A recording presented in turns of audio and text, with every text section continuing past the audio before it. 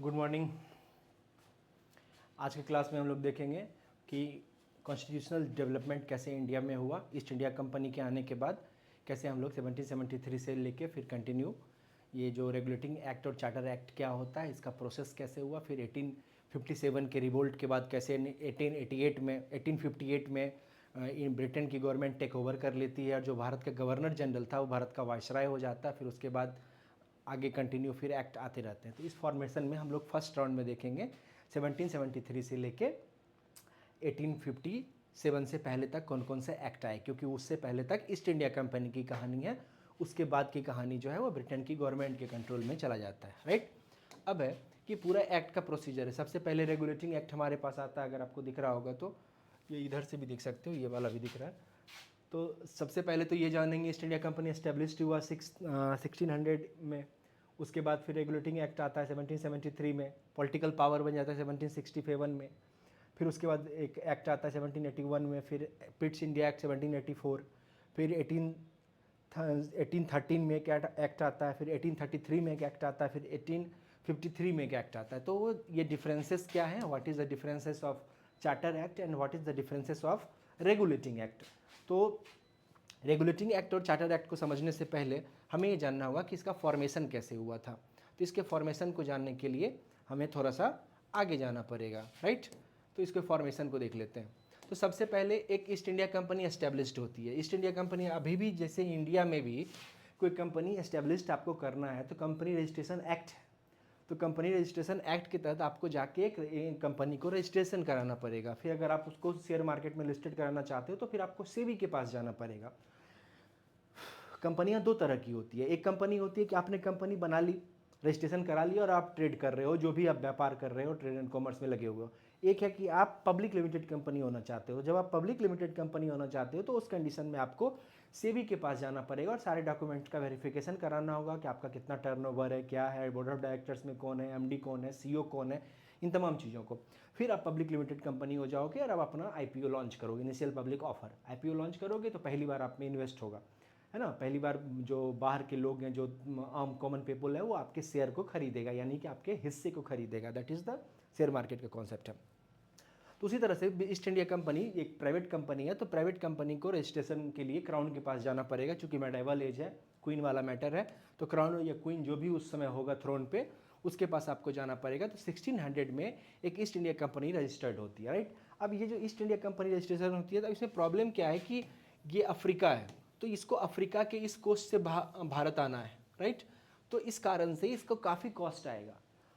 तो इस कारण से क्या हुआ कि इसको मोनोपोली दे दी गई कि ईस्ट से कोई भी ट्रेड जो है कोई और कंपनी नहीं कर सकती है। ईस्ट से ट्रेड जो यानी कि ईस्ट में जो भी कंट्री आती है, चाहे वो इंडोनेशिया हो, चाइना हो, अमेरिका हो या म्यांमार हो, वॉटेवर, है ना, जो भी है, तो ईस्ट से जो भी ट्रेड होगा थ्रू ईस्ट इंडिया कंपनी होगा। तो सबसे पहले रजिस्ट्रेशन हो गया ईस्ट इंडिया कंपनी का। अब लोग इसने रजिस्ट्रेशन कराया था ट्रेड के लिए, लेकिन सिचुएशन बदल गया, पॉलिटिकल पावर हो जाता तो कहानी में चेंज आएगा। तो 1600 से लेके 1757 तक, यानी कि द बैटल ऑफ पलासी, तो बैटल ऑफ पलासी तक ये कंप्लीट कॉमर्शियल कंपनी थी, है ना, ये ट्रेड कर रही है, कोई भी पॉलिटिकल एक्टिविटी उस तरह से नहीं था। लेकिन बैटल ऑफ पलासी के बाद ये कंपनी जो है ट्रेड से पॉलिटिकल कंपनी में कन्वर्ट हो जाती है। फिर 1757 से लेके 1765, है ना। तो अब इसमें क्या है कि 64 में बैटल ऑफ बक्सर होता है। एक 1757 में बैटल ऑफ पलासी, 1764 में बैटल ऑफ बक्सर, उसके बाद 1765 में ट्रीटी ऑफ इलाहाबाद होता है, जिसमें कि बिहार, बंगाल और उड़ीसा का जो रेवेन्यू कलेक्शन का जो अथॉरिटी है वो इसके पास चला आता है। तो अब ये पॉलिटिकल पावर भी हो गया और बंगाल के नवाब से इसने लॉ एंड ऑर्डर का पावर ले रखा है। राइट, तो उसके बाद ये कहानी आगे बढ़ चलती है। तो 1765 में become a political power specially in Bengal and Orissa and Bihar. Right, यहाँ पे कहानी शुरू हो जाती है। अब 1765 से लेके 1773 तक, है ना, तो 1765 से 1773 तक ये जो है कॉमर्शियल कंपनी या पॉलिटिकल एक्टिविटी कर रही है। और मैंने आपको बताया, तो बैटल ऑफ पलासी के बाद ईस्ट इंडिया कंपनी ने बंगाल को इस तरह से निचोड़ा कि बंगाल में फेमाइन्स आने लगे। और 1770 में, है ना, बंगाल में जो फेमाइन आता है उस फेमाइन में 1/3 पॉपुलेशन जो है उसकी डेथ हो जाती है। तो इस फॉर्मेशन में आपको ये समझना पड़ेगा प्रोसेस ऑफ ये कंपनी का कैसे कैसे फंक्शनिंग हुआ और कैसे कंपनी आगे बढ़ती है। अब है कि what is difference between charter act and regulating act. तो चार्टर एक्ट जो है वो ब्रिटेन की क्राउन देगा, है ना, जो क्राउन है, जो थ्रोन पे बैठा हुआ है, जो क्वीन है या जो भी किंग है।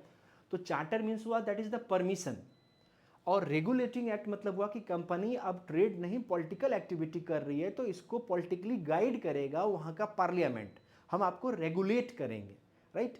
तो पार्लियामेंट टाइम टू टाइम पे कंपनी को रेगुलेटिंग एक्ट देगा कि तुम इस हिसाब से इस कंट्री को चलाओ ना, जब तक कि हम लोग इसको हैंड ओवर नहीं ले लेते हैं, राइट। तो that is the difference between charter act and regulating act. क्या है, तो चार्टर एक्ट जो है वो क्राउन देगा, है ना, उसमें आपको परमिशन मिला है कि आप अगले 20 ईयर्स तक, अगले 10 ईयर्स तक आप वहाँ पे ट्रेड कर सकते हो, वहाँ पे रह सकते हो। बट रेगुलेटिंग एक्ट जो है वो आपको पॉलिटिकल पावर को हैंडल करने के लिए दिया जा रहा है, आपको रेगुलेट किया जा रहा है कि आपको कैसे फंक्शन करना है। तो रेगुलेटिंग क्या क्या है, गवर्निंग एंड रेगुलेटिंग। अभी मैंने बता दिया कि गवर्न करना, रेगुलेट करना, political administration affair on the company, क्योंकि आप पॉलिटिकल पावर हो चुके हैं। तो meaning of replacing of charter act return modification of company's privileges. Charter act 1833 ended company's commercial activity turning purely administrative. 1833 में जो चार्टर एक्ट आता है उसमें कंपनी अब कंप्लीट एडमिनिस्ट्रेटिव हो जाती है। Meaning of repelling regulating act indicate great British government control over companies affair, है ना। ये टाइम टू टाइम पे आपको कंपनी को रेगुलेटिंग एक्ट और चार्टर एक्ट मिलते रहेंगे। इसी फॉर्मेशन में ये रेगुलेटिंग एक्ट और ये चार्टर एक्ट की पूरी सीरीज है, राइट। इसमें हम लोग देखते हैं कि ये पूरा का पूरा जो हमारे पास है, इसमें से कुछ रेगुलेटिंग एक्ट है, कुछ चार्टर एक्ट है। तो सबसे पहला रेगुलेटिंग एक्ट आया कंपनी का 1773 में। मैंने आपको बताया था कि बंगाल में फेमाइन हुआ, बंगाल में फेमाइन हुआ तो वहाँ पे जो है ब्रिटिश ने कहा कि मैं, हम लोग एक डेमोक्रेटिक कंट्री हैं और हमारे देश की कोई एक कंपनी किसी फॉरेन कंट्री में जाकर उसको टेक ओवर करती है और उस वहाँ से इतना रेवेन्यू कलेक्ट करती है कि वहाँ लोग भूख से मर रहे हैं, तो इस कंपनी को कुछ ना कुछ गाइड करना पड़ेगा। तो पहला रेगुलेटिंग एक्ट यहाँ पे दिया गया 1773 में कि तुम वहाँ क्या कर रहे हो, है ना। अब ब्रिटिश पार्लियामेंट आपको हैंड ओवर कर टेक ओवर करेगी और आपको बताएगी कि आपको क्या करना है। उसी के रिगार्डिंग में आगे आया, उसी से कंटिन्यू होते हुए पिट्स इंडिया एक्ट, इस बीच में एक दो और एक्ट आएंगे। फिर 1793 में चार्टर एक्ट आएगा, 20 ईयर्स के लिए दे दिया जाएगा। फिर से 1813 में एक चार्टर एक्ट आएगा, फिर 20 ईयर्स के लिए कंपनी को कंटिन्यू करने को बोल दिया जाएगा। फिर अगला चार्टर एक्ट आएगा 1833 में, जिसमें कंपनी की सारी मोनोपोली सीज कर ली जाएगी कि अब आपको सिर्फ एडमिनिस्ट्रेटिव काम करना है, पॉलिटिकल ट्रेडिंग का काम अब इंग्लैंड की कोई भी कंपनी कर सकती है। और फिर लास्ट में आएगा चार्टर एक्ट 1853, जिसमें कंपनी को एनुअली कहा जाएगा कि अब ब्रिटेन की गवर्नमेंट कभी भी हम आपको टेक ओवर कर लेंगे और उसके बाद कंटिन्यू ब्रिटेन की गवर्नमेंट करेगी, है ना। इसके अलावा उसके regarding government of India act पहली बार आएगा 1858 में। फिर उसके बाद India council act 1861, India council act 1892, India council act इसको आप जानते हो मॉर्ले मिंटो रिफॉर्म 1909, फिर मॉन्टेग्यू जेम्स फोर्ड रिफॉर्म 1919 में, और द लास्ट वन जो सबसे फेमस है इंडिया में, अभी भी ये एग्जिस्ट करता है, that is government of India act 1935, right. इसके बाद सीधे हमें देखने को मिलेगा कहाँ पे कि हमें इंडिपेंडेंस की जो घोषणा होती है उसके बाद से 1947 में एक एक्ट आता है कि इंडिया को आज़ाद कर दिया जाए। तो मोटे तौर पर हमें 1773 से लेके 1853 तक की कहानी पढ़नी है, रेस्ट कहानी जो है वो पॉलिटिकल हिस्ट्री के साथ साथ चलेगी, राइट। तो regulating act, charter act, charter act, charter act. तो अब है कि इन चीज़ों में क्या है, what is the regulating act and what is the charter act. तो ये तमाम जो रेगुलेटिंग और चार्टर एक्ट हैं इसमें क्या क्या बातें मेंशन की गई है इसको देखते हैं। तो फर्स्ट रेगुलेटिंग एक्ट हमारे पास आता है रेगुलेटिंग एक्ट 1773। इसका बैकग्राउंड मैंने बता दिया क्यों हुआ। 1764 में जब मुगल के साथ एक ट्रीटी होती है तो उसमें बंगाल, बिहार, उड़ीसा का जो टेरिटरी है उस टेरिटरी में रेवेन्यू कलेक्ट करने की रिस्पॉन्सिबिलिटी कंपनी को दे दी जाती है। और कंपनी रेवेन्यू वसूलने में इतनी सख्ती दिखाती है कि 1770 में, है ना, 1770 में एक फेमाइन आता है और बंगाल, बिहार, उड़ीसा का 1/3 पॉपुलेशन की डेथ हो जाती है ना, फेमाइन के कारण, अनाज की कमी के कारण, भूख के कारण। तो यहाँ पे पार्लियामेंट की एंट्री होती है और पार्लियामेंट तय करता है कि अब कंपनी को रेगुलेट किया जाएगा। तो फर्स्ट पार्लियामेंट्री इंटरवेंशन है जो है इसमें किया जाता है। और first regulating act passed by the British parliament of east India company affairs in India, abolish of dual government. अब ड्यूअल गवर्नमेंट क्या है ये मैंने आपको पढ़ाया था बंगाल वाले सेक्शन में, कि कंपनी एक्चुअली में बंगाल, बिहार, उड़ीसा को ऑन कर रही है, रेवेन्यू का जो परमिशन है वो मुगलों से ले लिया, लॉ एंड ऑर्डर का परमिशन बंगाल के नवाब से ले लिया, लेकिन उसके बावजूद भी कंपनी वहाँ पे कोई काम एक्टिविटी नहीं कर रही है। उसने क्या किया, रेवेन्यू के लिए 3 अलग अलग रोग हैंड ओवर कर दिया, सिताब राय, रजा खां और दुर्लभ राय। ये कहाँ गया, वेयर इज द सिताब राय?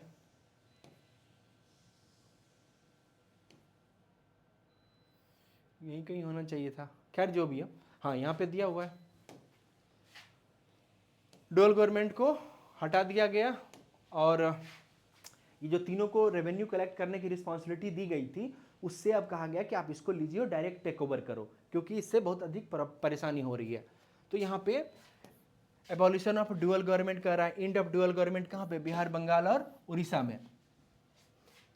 अब कहा गया कि इंट्रोड्यूस करो centralized administration made of the governor general of Bengal, है ना। पहले क्या था कि 3 इसके सेंटर्स थे, मद्रास दैट इज चेन्नई, कलकत्ता और मुंबई। फोर्ट विलियम कलकत्ता में था, फोर्ट डेविड मुंबई में था, और फोर्ट विलियम, फोर्ट डेविड और एक और फोर्ट था, फोर्ट जॉर्ज था शायद, तो ये चेन्नई में था। तो ये तीनों जगह अलग अलग गवर्नर होते थे। गवर्नर मतलब जो ट्रेड को ऑर्गेनाइज करते थे, और छोटी छोटी आर्मी भी रखा करते थे। तो उस कंडीशन में कहा गया कि अब बंगाल का जो गवर्नर है दैट इज कॉल्ड क्या, गवर्नर जनरल, है ना। तो गवर्नर जनरल को कुछ स्पेशल पावर दिया गया, तो वारेन हेस्टिंग को बनाया गया, और इसको कहा गया कि मद्रास और मुंबई प्रेसिडेंसी जो है वो बंगाल प्रेसिडेंसी के कंट्रोल में, अंडर में काम करेगी। लेकिन कोई स्पेसिफिक क्लैरिफिकेशन नहीं भेजा गया कि अंडर काम करेगी तो कैसे, हम क्या मतलब ट्रेड के डिसीजन भी बंगाल के गवर्नर जनरल लेंगे, या फिर मान लो सारे एडमिनिस्ट्रेटिव डिसीजंस बंगाल के गवर्नर जनरल लेंगे, तो ये नहीं होगा। इसके कारण से आप देखोगे कि एंग्लो मराठा वार हो जाता है। Let the foundation of centralize British administration in India, इसको सेंट्रलाइज करने की कोशिश की गई। अब यहाँ पे क्या किया गया कि एक एग्जीक्यूटिव काउंसिल बनाया गया है, एग्जीक्यूटिव काउंसिल, जिसमें कहा गया कि एक गवर्नर जनरल होंगे, गवर्नर जनरल ऑफ बंगाल, और प्लस 4 मेंबर होगा, राइट। और ये जो है ये सब मिल के एडमिनिस्ट्रेशन यहाँ पे हैंडल करेंगे। तो first introduce the 4 member council of assistant governor general, decision to taken majority vote, reducing autocratic powers. कहा गया कि जो डिसीजंस हैं वो वोटिंग सिस्टम से लिया जाएगा। तो 4 मेंबर हो गए, सारे ब्रिटिशर्स होंगे, और एक गवर्नर जनरल हो गया। तो अब ऐसी बात है, गवर्नर जनरल की उतनी चलेगी नहीं। और जो मैं आपको बता रहा था कि फर्स्ट एंग्लो मराठा वार हो गया, क्योंकि स्पेसिफिक रीजन नहीं दिया गया कि गवर्नर जनरल ऑफ बंगाल जो है वो क्या क्या डिसीजन ले सकते हैं और क्या क्या डिसीजन नहीं ले सकते हैं। इस कारण से देखोगे कि जो मुंबई प्रेसिडेंसी का गवर्नर था उसने मराठों के एक ग्रुप से एग्रीमेंट कर लिया, और बंगाल प्रेसिडेंसी का जो गवर्नर जनरल था वो मराठों के दूसरे ग्रुप से एग्रीमेंट कर लेता है, और इससे परेशानी हो गई, दोनों में मैटर ऑफ कॉन्फ्लिक्ट हो गया। अब कह रहा है कि इस्टेब्लिशमेंट ऑफ सुप्रीम कोर्ट 1774 में, है ना। ये बिल्कुल हाई कोर्ट जैसा ही फॉर्मेशन था, लेकिन इसको नाम दिया गया सुप्रीम कोर्ट। तो कलकत्ता में 1774 में एक सुप्रीम कोर्ट को एस्टेब्लिश किया गया। एक चीफ जस्टिस होंगे और 3 अन्य जज होंगे, है ना, 3 अदर्स जजेस, है ना। सर एलिजाह इम्पे को फर्स्ट चीफ जस्टिस जो है वो भेजा गया यहाँ पे बना के, that is sir Elijah Impey. अब है कि इसमें जो भी दिक्कतें थी, जो 1773 का जो रेगुलेटिंग एक्ट था उसको दूर करने के लिए बाद में 2 और एक्ट पास किए गए 1781 में और 1783 में, जो कि उतने इंपॉर्टेंट नहीं होते, लेकिन फिर भी देख लेंगे, है ना, क्योंकि उसमें बहुत सारी बातें क्लियर नहीं की गई थी। इसीलिए 1781 और 1783 में 2 अलग अलग एक्ट आपको देखने को मिलेगा, राइट। अब इस एक्ट का क्या पर्पस था कि जो भी रेगुलेटिंग एक्ट 1773 की जो दिक्कतें थी उसको दूर करने की इसमें कोशिश की गई। Clarification of authority, clearly defined relationship between the supreme court and the governor general of India. यहाँ पे एक मैटर ये भी हो गया था कि सुप्रीम कोर्ट, चूंकि अंतिम authority governor general of India को बनाया गया था, तो सुप्रीम कोर्ट क्या इंटरवीन कर सकता है गवर्नर जनरल के मैटर में, या गवर्नर जनरल इंटरवीन कर सकता है सुप्रीम कोर्ट के मैटर में। तो यहाँ ये क्लेरिफाई किया गया कि दोनों सेपरेट एंटिटी होंगे।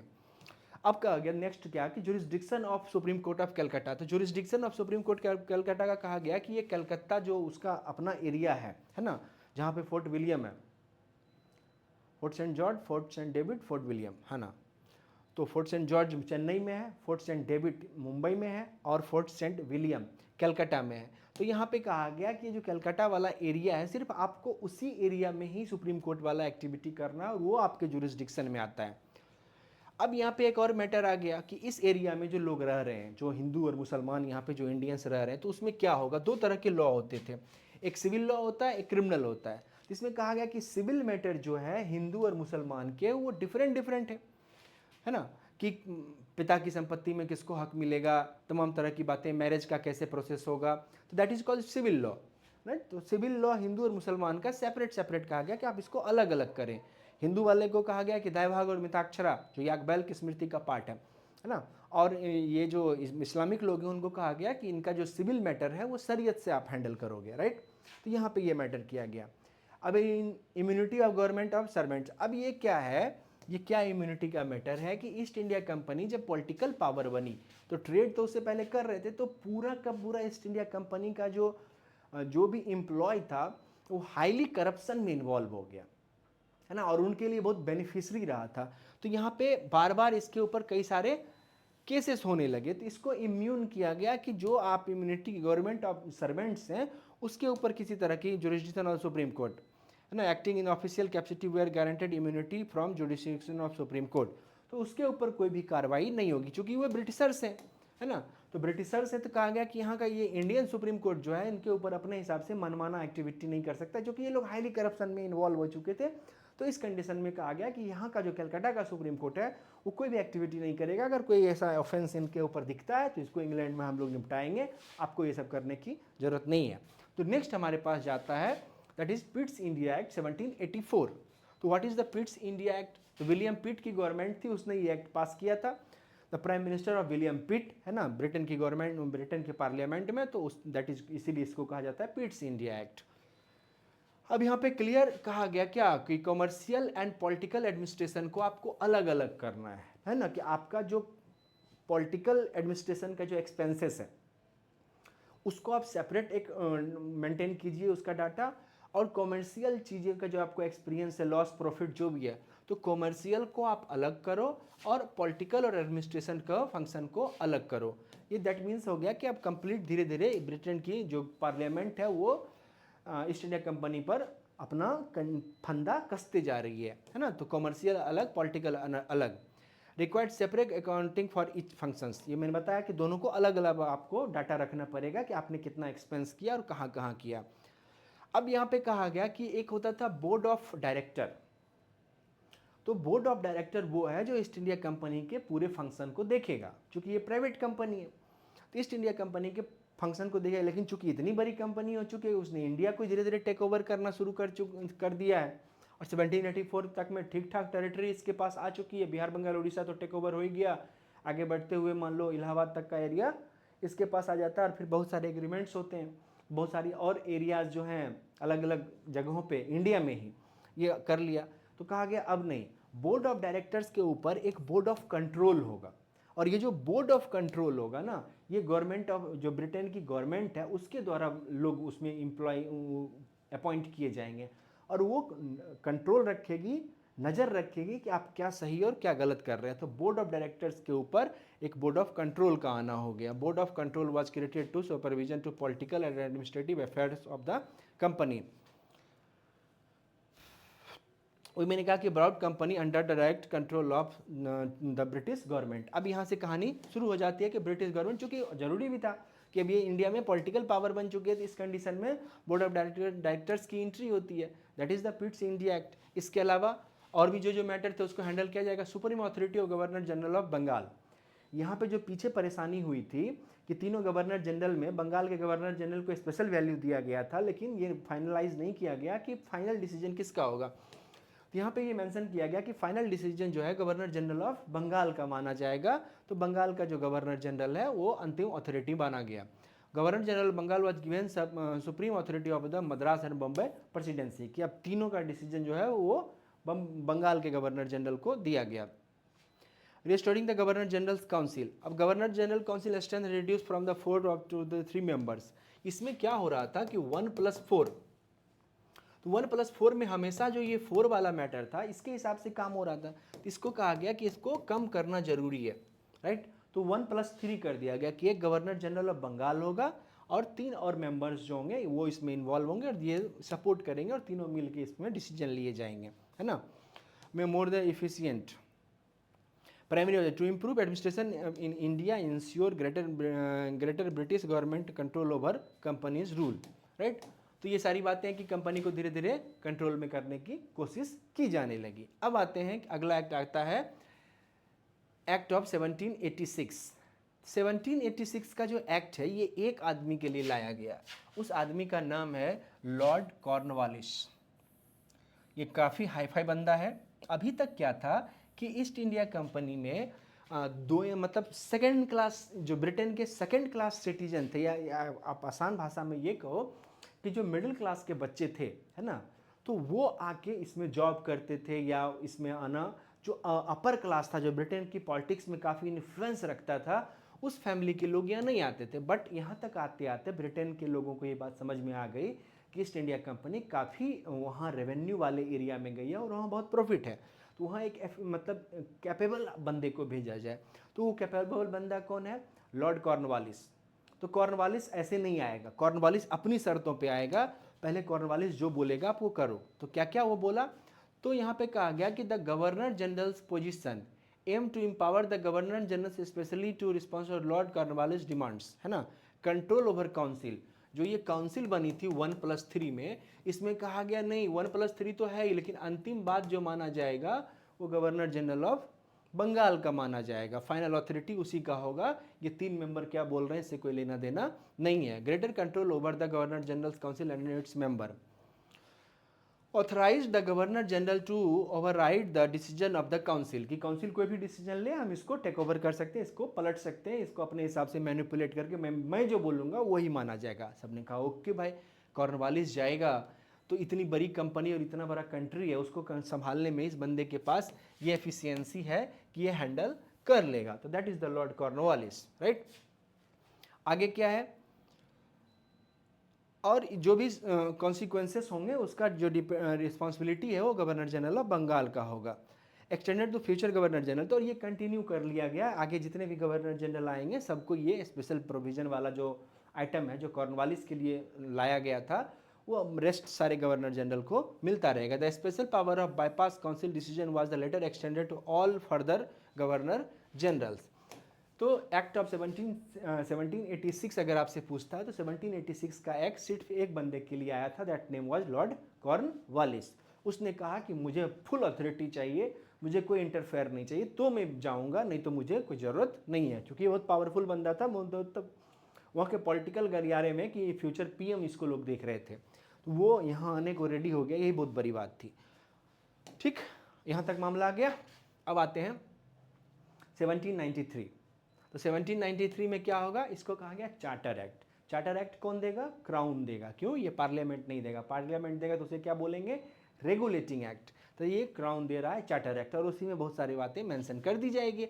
तो क्या है कि ईस्ट इंडिया कंपनी को अगले 20 ईयर्स के लिए फिर से मोनोपोली दे दी गई, है ना। Extended the East India Company charter for another 20 years, कि ईस्ट में जो आप ट्रेड कर रहे हो वो ट्रेड आपको trading rights and commercial privilege जो आपको मिल रहा था वो प्रिविलेज आपको मिलता रहेगा। ईस्ट में ब्रिटेन की कोई भी कंपनी एंट्री नहीं करेगी। तो 1793 + 20 कितना हो जाता है? 1813। तो 1813 में अगला चार्टर आएगा, फिर 20 ईयर्स का देगा तो 1833 में आ जाएगा, फिर 20 ईयर्स का देगा 1853 में आ जाएगा। और यहाँ पे 20 ईयर्स का इसमें मेंशनिंग नहीं किया गया। यहाँ कहा क्या कि हम एनुअली आपको हैंडल करेंगे, एनुअली आपसे बात किया जाएगा, आपको पूछा जाएगा कि आप कैसे एक्टिविटी कर रहे हो, तो उस आधार पर आपसे ये काम करवाया जाएगा, नहीं तो नहीं, राइट। तो ये है।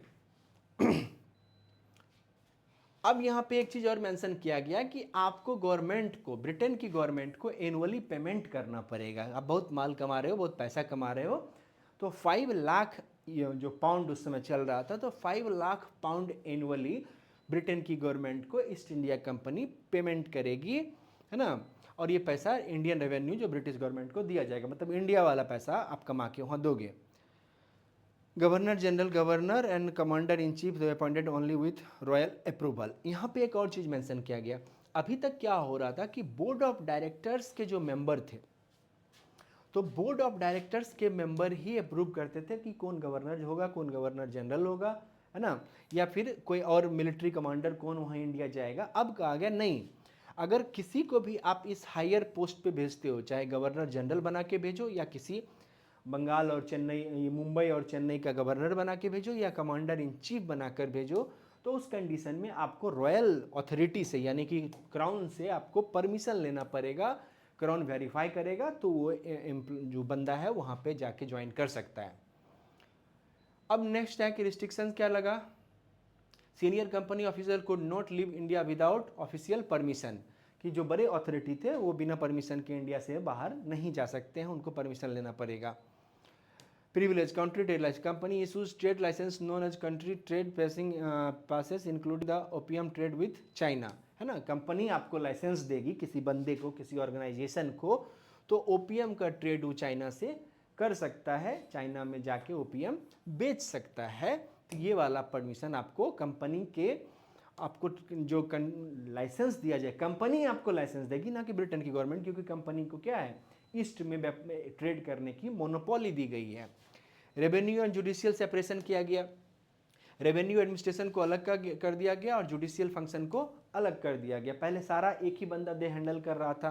तो रेवेन्यू मतलब क्या, टैक्स कलेक्शन, कि जो लैंड रेवेन्यू आ रहा है, चूँकि इंडस्ट्रियलाइजेशन तो हो नहीं रखा है, तो जो भी लैंड रेवेन्यू आ रहा है तो उसका जो पूरा का पूरा सिस्टम है वो आप अलग करोगे, है ना, और जुडिशियल फंक्शन जो है वो पूरा सेपरेट अलग हो जाएगा।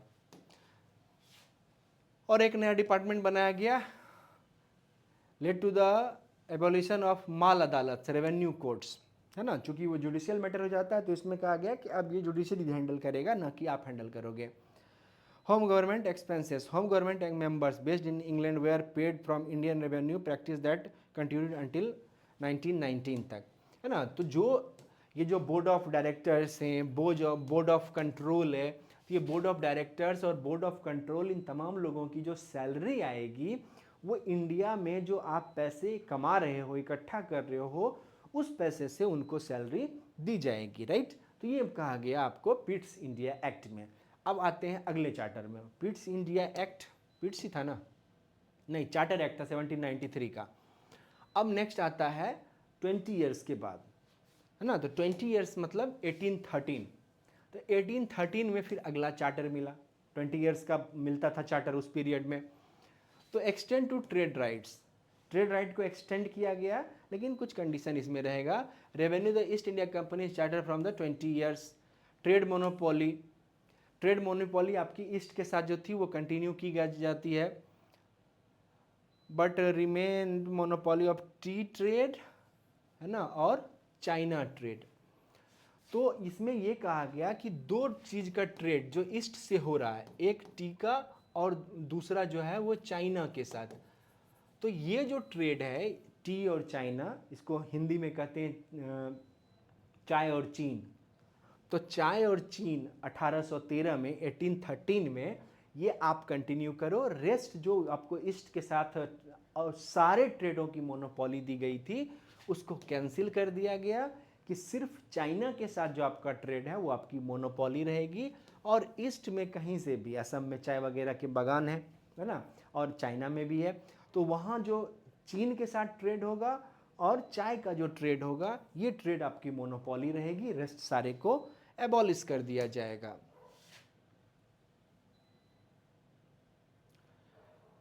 इसके अलावा मेंशनिंग क्या किया गया है कि इसमें क्या हुआ कि अराइवल ऑफ क्रिश्चियन मिशनरीज, है ना, तो क्रिश्चियन मिशनरीज को वहाँ भेजा गया ताकि आप यहाँ पे क्रिश्चियनिटी को डेवलप कर सके, उसको बढ़ा सके, है ना। इससे क्या होगा कि धीरे धीरे इन तमाम लोगों को क्रिश्चियन बना दिया जाएगा, तो उस पर रूल करने में इन फ्यूचर में आसानी होगी, जो इंडिया में हो नहीं पाया, चाहे ब्रिटिशर्स आए हो या फिर मान लो दिल्ली सल्तनत के लोग आए या फिर मुगल्स आए, किसी ने भी अपने रिलीजन को इंडिया में कंटिन्यू उसको नहीं करवा पाए, क्योंकि इंडियन सोसाइटी उस फॉर्मेशन की थी नहीं। आप जैसे कि ब्राज़ील जाओगे, आप अमेरिका देख लो, ऑस्ट्रेलिया देख लो, तो या अफ्रीका देख लो, वहाँ के जितने भी लोकल रिलीजन थे उनको रिप्लेस कर दिया गया क्रिश्चियनिटी के बिहाफ पर, है ना। क्रिश्चियनिटी का इतना एडवर्टाइज किया गया, उसको बताया गया, समझाया गया, और ये हो गया। इंडिया में ये संभव नहीं हो पाया। और इसमें क्या मेंशन किया गया 1813 के एक्ट में, तो इसमें कहा गया कि आपको एजुकेशन पर इंडिया में 1 लाख रुपया एनुअली एक्सपेंस करना पड़ेगा वहाँ के लोगों को लिटरेट करने के लिए, वहाँ के लोगों को शिक्षित करने के लिए, है ना। तो इंडिया बहुत बड़ी कंट्री थी और इस पीरियड तक में तो मतलब लगभग पूरा एरिया टेक ओवर हो ही गया था। तो 1 लाख की, तो यहाँ पे 1813 वाला जो एक्ट है उसमें चाय, चाइना और एडुकेशन, 3 चीज इंपॉर्टेंट हो जाता है, चाय, चीन और शिक्षा, है ना। तो चाय और चीन की मोनोपोली कंटिन्यू रह गई, ईस्ट की मोनोपोली इससे छीन ली गई। 20 ईयर्स का आपको चार्टर मिल जाता है कि अगला चार्टर 1833 में आएगा, 1833 में आएगा। और 1 लाख रुपया आपको एनुअली एक्सपेंस करना है कहाँ पे, इंडिया के एजुकेशन सिस्टम पे, ताकि यहाँ पे क्लर्कियल ग्रेड के लोग तैयार हो सकें जिनसे हम लोग छोटे मोटे काम करा सकें। हर छोटे काम के लिए ब्रिटेन से बंदा आने को एग्री नहीं हो रहा है, क्योंकि यहाँ का क्लाइमेट सब ट्रॉपिकल है, तो यहाँ का रहन सहन खान पान डिफरेंट स्टाइल का है। वो लोग एकदम कंप्लीट वेस्टर्न कल्चर है ना, पूरी कोल्ड एरिया से आते हैं, तो उनके रहन सहन खान पान का तरीका अलग होता है, राइट। तो इस कारण से वहाँ पे छोटे छोटे काम के लिए लोगों को लाने की ज़रूरत ना पड़े, तो यहाँ के लोगों को थोड़ा बहुत पढ़ा लिखा के ठीक ठाक करो, है ना, ये मैटर था। अब सोशली इसको बहुत वो लोग हंगामा करते हैं कि नहीं, हम लोगों ने धीरे धीरे इंडिया को ग्रूम करने की कोशिश की। तो भाई क्यों ही ग्रूम करने की कोशिश कर रहे हो, जाए यहाँ से, राइट। अब आ गया 1833, तो 1833 में अगला चार्टर एक्ट आ जाता है, चूँकि 20 ईयर्स हो चुका है। पिछले में क्या था, चाय चीन, है ना। तो इसमें क्या होगा, ईस्ट के साथ मोनोपोली 1813 के एक्ट से छीन ली गई। 1833 के एक्ट में क्या होगा, चाय और चीन भी छीन लिया जाएगा। अब सबके लिए ईस्ट की तरफ कोई भी किसी भी तरह का, ब्रिटेन की कोई भी कंपनी किसी भी तरह का ट्रेड इंडिया में, चाइना में कर सकती है ना। तो इन ट्रेड मोनोपोली, वही ये कह रहा है, abolish the East India companies monopoly over T trade and trade with China, है ना। 1833 से पहले तक सारी बातें थी कि पूरा मोनोपोली था। अब 1833 में कहा गया कोई मोनोपोली नहीं, सिर्फ टी और चाइना। यहाँ कहा गया कि ये भी नहीं, 1833 से हर बंदा, इंग्लैंड का कोई भी ट्रेडर आके ट्रेड कर सकता है। Mark the end of companies commercial function, east India Company के कमर्शियल फंक्शन का लगभग एंड ही मान लो, है ना। अब कहा गया कि आप एडमिनिस्ट्रेशन संभालिए, क्योंकि बहुत बड़ा एरिया है, ट्रेड और लोग जाके वहाँ पे कर लेंगे। allowed the company to continue ruling India for another 20 years but as a purely administrative body। East India Company को कहा गया कि आप ट्रेड पे फोकस ना करें, अगले 20 साल का मैं आपको परमिशन दे रहा हूँ, यानी कि 1853। तो 1853 तक आप यहाँ पे रूल करें, लेकिन आपका मेन फोकस जो है वो एडमिनिस्ट्रेशन पे ही होना चाहिए। ट्रेड वगैरह छोटा मोटा काम हो गया, चूँकि आपने पूरे इंडिया, पाकिस्तान, बांग्लादेश, बर्मा, नेपाल का बहुत सारा एरिया, है ना, इसको कंट्रोल कर लिया है। तो इस कारण से अब आप एडमिनिस्ट्रेशन पे फोकस करो। अब यहाँ पे एक और कांड हो जाएगा, क्या, गवर्नर जनरल जो है, the governor general of Bengal को अब गवर्नर जनरल ऑफ इंडिया कहा जाने लगेगा। पहले क्या हुआ कि 3 प्रेसिडेंसी है, तीनों प्रेसिडेंसी में इसको बॉस बना दिया गया, तीनों जगह गवर्नर थे, मुंबई, चेन्नई, कलकत्ता। तो बंगाल जो है, कलकत्ता के गवर्नर को अब कहा गया कि गवर्नर जनरल ऑफ बंगाल होगा, और इस दोनों पर इसकी सुप्रीमेसी होगी। अब कहा गया नहीं, ये नाम चेंज करो। अब जो बंगाल का गवर्नर जनरल था उसको गवर्नर जनरल ऑफ इंडिया कहा जाएगा, न कि गवर्नर जनरल ऑफ बंगाल कहा जाएगा। The governor general of Bengal was designated as the Governor General of India, first to hold the title Lord William Bentinck। और first governor general of India कौन बने, Lord William Bentinck. चूँकि क्या है ना कि ये टीवी काफ़ी क्लोज है मेरे, ये स्क्रीन जो है, तो ये वर्ड्स तुम्हारे लिए मैंने बड़े करके रखे हैं, तो ये बहुत क्लोज में वो देखने में बनता नहीं है कि क्या लिखा हुआ है। तो ये आ गया, तो 1833 से यहाँ पे गवर्नर जनरल ऑफ इंडिया की कहानी शुरू हो जाएगी। और क्या क्या इसमें क्या गया, एक लॉ मेंबर को भेजा गया। लॉ मेंबर को कहाँ भेजा जाएगा, 1+3 में। याद है 1+3, अभी भी बताया था मैंने कि एक काउंसिल होगा, गवर्नर जनरल के पास एक काउंसिल होगा 3 लोगों का, और ये चारों लोग मिलकर डिसीजन लेंगे, जिसमें कि कॉर्नवालिस के टाइम में कहा गया कि अंतिम डिसीजन जो है वो गवर्नर जनरल का होगा। तो यहाँ कहा गया कि अब ये जो है ये काउंसिल में एक लीगल मेंबर को भेजा जाए। तो एक लीगल मेंबर को एडवाइजरी के फॉर्म में भेजा गया, किसको, लॉर्ड मैकॉले को। तो लॉर्ड मैकाले यहाँ आके जुड़ जाएंगे, एक लीगल मेंबर आ गया। फिर ये 4 वाला मैटर हो गया, ये लीगल सपोर्ट के लिए होगा। इसमें क्या और मेंशन क्या किया गया कि इंडिया में जो स्लेवरी सिस्टम है उसको हम लोग इन फ्यूचर स्लेवरी को दूर कर देंगे। इसको हम लोग मतलब गलत मानते हैं, और इसी बैकग्राउंड में एक एक्ट फॉर्म होगा 1843 में, और इस इंडिया में स्लेवरी को हमेशा के लिए एबॉलिश कर दिया जाएगा, इसको पनिशेबल ऑफेंस बना दिया जाएगा। लेकिन ये बात कहाँ की गई थी? तो ये बात की गई कब? 1833 के रेगुलेटिंग एक्ट में, राइट। 1833 के रेगुलेटिंग एक्ट में कि हम लोग स्लेवरी सिस्टम को हटाएंगे, और बाद में एक लॉ बना दिया गया 1843 में, और स्लेवरी को एबॉलिश कर दिया गया इंडिया से, और कहा गया कि ये पनिशेबल ऑफेंस है। और छोटी छोटी अच्छी बातें की गई। प्रिंसिपल ऑफ इक्वलिटी और रूल एंड लॉ कि जो रूल्स हैं और लॉ है ना, वो उसके सामने सारे लोग इक्वल हैं, किसी को किसी कास्ट के बेस पे, रिलीजन के बेस पे, है ना, उसमें डिफरेंस नहीं देखा जाएगा कि नहीं ये वाइट है या क्रिश्चियन है तो उसको प्रिविलेज मिलेगा, और ये मुस्लिम है तो इसको प्रिविलेज नहीं मिलेगा, ये हिंदू है तो इसको प्रिविलेज नहीं मिलेगा, ऐसा नहीं होगा। तो रूल ऑफ लॉ रहेगा, सब उसके सामने इक्वल है। Equality before law, no discrimination based on colour, caste और जेंडर, है ना। ये सब कहने की बातें हैं, लेकिन सवाल ये है कि इनिशियल स्टेज में 1833 में बंदा बोल रहा है, अभी तो हम लोग मुगल किंगडम से बाहर नहीं निकले, बहादुर शाह जफर अभी तक जिंदा है, और इसी बैकग्राउंड के कारण में 1857 का रिवोल्ट फेल कर गया था, राइट। तो यहाँ पे ये है कि कोई भी डिस्क्रिमिनेशन नहीं होगा कलर, कास्ट और जेंडर के बेस पे। कंपेरेटिव रिक्रूटमेंट, और यहाँ पे एक अच्छी बात क्या कही गई कि अब इंडिया में जो रिक्रूटमेंट होगा वो कम्पिटिटिव एग्जाम से होगा। पहले था कि इनिशियल डेज में जब ईस्ट इंडिया कंपनी इंडिया में वर्क कर रही थी तो लोगों के बहुत हाथ, जैसे कॉर्नवालिस है तो कॉर्नवालिस को हाथ पैर जोड़ के कि प्लीज़ प्लीज़ आप मेरा संभाल लो, बहुत बड़ा एरिया है, इतना एफिशिएंट लोग नहीं मिलते हैं। तो जितने भी और भी ऑफिसर्स थे उनको जो बोर्ड ऑफ डायरेक्टर्स है वो किसी तरह से भेजता था कि जाके कुछ दिन काम कर लो, और लोगों को ये समझ में आ रहा था कि इंडिया में बहुत पैसे हैं, लाइफ तो बहुत मुश्किल है लेकिन पैसे बहुत हैं। यहाँ कहा गया 1833 में कि नहीं नहीं, अब जो है ईस्ट इंडिया कंपनी में जो रिक्रूटमेंट होगा सिविल सर्विसेज का, बड़े ऑफिसर्स का, वो कम्पिटिटिव एग्जामिनेशन के थ्रू किया जाएगा। और एग्जामिनेशन ऑब्वियस सी बात है कहाँ पे होगा, तो वो इंग्लैंड में होगा, लंदन में होगा, ठीक है।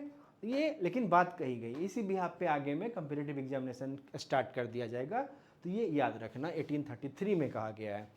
अब है नेक्स्ट 20 ईयर्स बीते 1853, तो 1853 में एक अगला फिर से चार्टर एक्ट आ गया।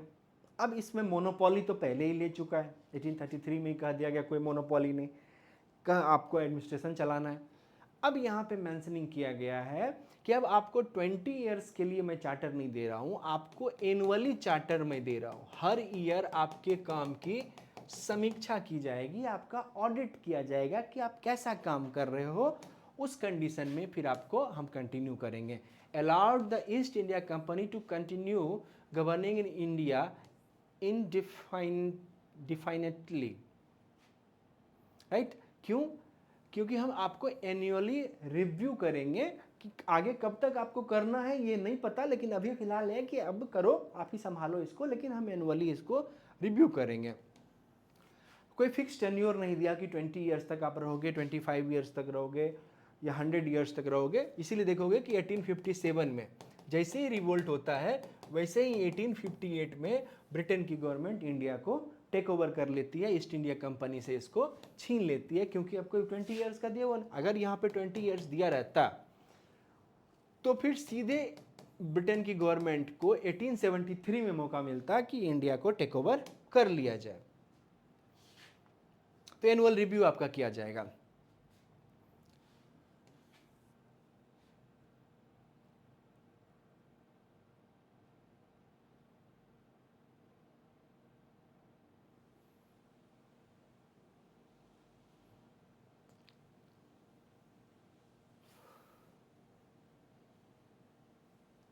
राइट। और एक और वहाँ पे क्या हुआ था कि वो जो लीगल मेंबर था ना, तो लीगल मेंबर को कहा गया कि अब आप यहाँ पे इसके यहाँ पे कंटिन्यू कर जाओ, और आपको हम इसको वैलिड कर रहे हैं कि अब आप लीगल मेंबर यहाँ पे हमेशा के लिए रहेंगे।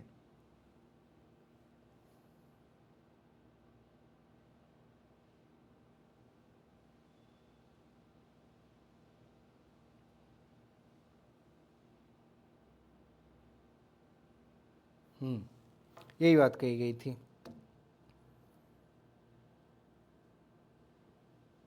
हाँ, तो जो आपने देखा था कि जो इससे पहले कि मैकाले थे, तो मैकाले को लीगल मेंबर बना के भेजा गया था। तो लीगल मेंबर जो मैकाले आया है उसको अब कहा गया है कि आप परमानेंट मेंबर हो जाओगे। Allowed to East India Company to continue in, ये हो गया सब्जेक्ट एनुअल रिव्यू। अब यहाँ पे है कि गवर्नर जनरल की काउंसिल, वायसराय गलती से लिखा गया है ना, governor general and made a full time member of the council. तो वो जो लीगल था उस वाले बंदे को यहाँ पे फाइनल फुल टाइम मेंबर बना दिया गया है। और कुछ नए मेंबर्स को ऐड किया गया है काउंसिल में। Legislative member to the governor generals council, 6 नए मेंबर्स को ऐड किया गया लेजिस्लेटिव काउंसिल में। अब यहाँ पे क्या कह रहा है कि एग्जीक्यूटिव को लेजिस्लेशन से अलग कर दिया गया for the first time. What is the executive और व्हाट इज द लेजिस्लेचर? तो एग्जीक्यूटिव होता है कि जो इम्प्लीमेंट करता है, जो काम करवाएगा, और लेजिस्लेचर होता है जो लॉ बनाएगा कि क्या सही है, क्या गलत है, क्या ज़रूरी है। जैसे कि हमारा पार्लियामेंट है, ये एक लेजिस्लेचर बॉडी है, उसने एक लॉ बनाया है ना, कि क्या लॉ बनाया कि कोई सब जितने भी स्टूडेंट हैं उनको पकड़ पकड़ के लाओ, है ना, वो देश के लिए खतरा है, फॉर एग्जाम्पल, है ना। तो अब ये लॉ तो बन गया, अब इसको एग्जीक्यूट कौन करेगा? तो पुलिस वाला। तो दैट इज एग्जीक्यूटिव बॉडी। तो एग्जीक्यूटिव बॉडी अलग सेपरेट चीज़ होती है और लेजिस्लेचर सेपरेट चीज़ होता है। तो यहाँ पे यही कहा गया कि लेजिस्लेचर और एग्जीक्यूटिव को अलग कर दिया गया। तो एक governor general of India, 3 member पहले से थे, 6 मेंबर्स को इन कराया गया, और एक जो है वो लीगल मेंबर जो है वो मैकॉले, लॉ मेंबर मैकॉले को उसको कंटिन्यू करा दिया गया कि आपको परमानेंट मेंबरशिप यहाँ की दी जाती है। और कंपनी को इसके साथ चार्टर भी मिला, तो चार्टर की बात हो ही गई। Under this charter Lord Dalhousie and the, तो इसी के तहत क्या हो गया था, इसी पीरियड में क्या हो गया था कि कंपनी ने आगरा को अपना एक अलग प्रोविंस बनाया था। बाद में इसी चार्टर का यूज करके जब अवध को टेक ओवर किया था डलहौजी ने 1856 में, वो हम लोग पढ़ेंगे आगे। जब 1857 का रिवोल्ट होगा तो उसके बैकग्राउंड में डलहौजी की पूरी पॉलिसी पढ़नी होती है। तो उसमें आगरा जो है उसको अवध में ही मिला दिया गया था। अभी पूरा का पूरा जो वेस्ट यूपी है वो एक ही प्रोविंस में आ गया था। अब यहाँ पे क्या हुआ कि यहाँ पे एक सिविल सर्विसेज रिफॉर्म होता है ना। और सिविल सर्विसेज रिफॉर्म कौन कर रहा है? तो Cornwallis. Formally introduce competitive examination for Indian civil services 1833 में। ये कहा गया था कि अब नॉमिनेशन के थ्रू यहाँ में आपको ईस्ट इंडिया कंपनी के एडमिनिस्ट्रेटर बनने का मौका नहीं मिलेगा आपके लिए। अब आप इसके लिए कॉम्पिटिटिव एग्जामिनेशन होगा। तो ये कहे हुए 20 साल हो गया। 1853 में अब कह दिया गया कि नहीं, अब फॉर्मली इंट्रोड्यूस कर रहे हैं हम ICS, इंडियन सिविल सर्विसेज, है ना। तो ICS में अगर आपको जाना है तो उसके लिए आपको एग्ज़ाम देना पड़ेगा, और इस एग्ज़ाम का पूरा प्रोसेस बता दिया गया। First implement on the basis of merit and open competition early in 1833। ये मैंने आपको बताया ही था कि 1833 में ये बातें कही गई थी। तो इसमें आके हो गया कि अब सिविल सर्विसेज कराया जाएगा थ्रू कॉर्नवालिस का ये पूरा पीरियड है, इसीलिए father of civil services Cornwallis को बोला जाता है। अब सिविल सर्विसेज का पूरा हिस्ट्री भूगोल हम लोग समझ लेते हैं कि what is the civil services. यहाँ पे आपके सिताब राय थे जो मैं वहाँ खोज रहा था, राइट, फर्स्ट वाले स्लाइड में। तो अब जब शुरुआत में आप देखो किसको एडमिनिस्ट्रेटर की, जैसे जैसे समझो कि मैटर क्या है कि एक ईस्ट इंडिया कंपनी है, ईस्ट इंडिया कंपनी, राइट, जिसको इंडिया में ट्रेड करना है। तो ट्रेड करना है तो उसके लिए क्या चाहिए? ट्रेडर्स चाहिए, और ट्रेडर्स को प्रोटेक्ट करने के लिए कुछ बॉडीगार्ड्स चाहिए, सामान को प्रोटेक्ट करने के लिए कुछ बॉडीगार्ड चाहिए, राइट।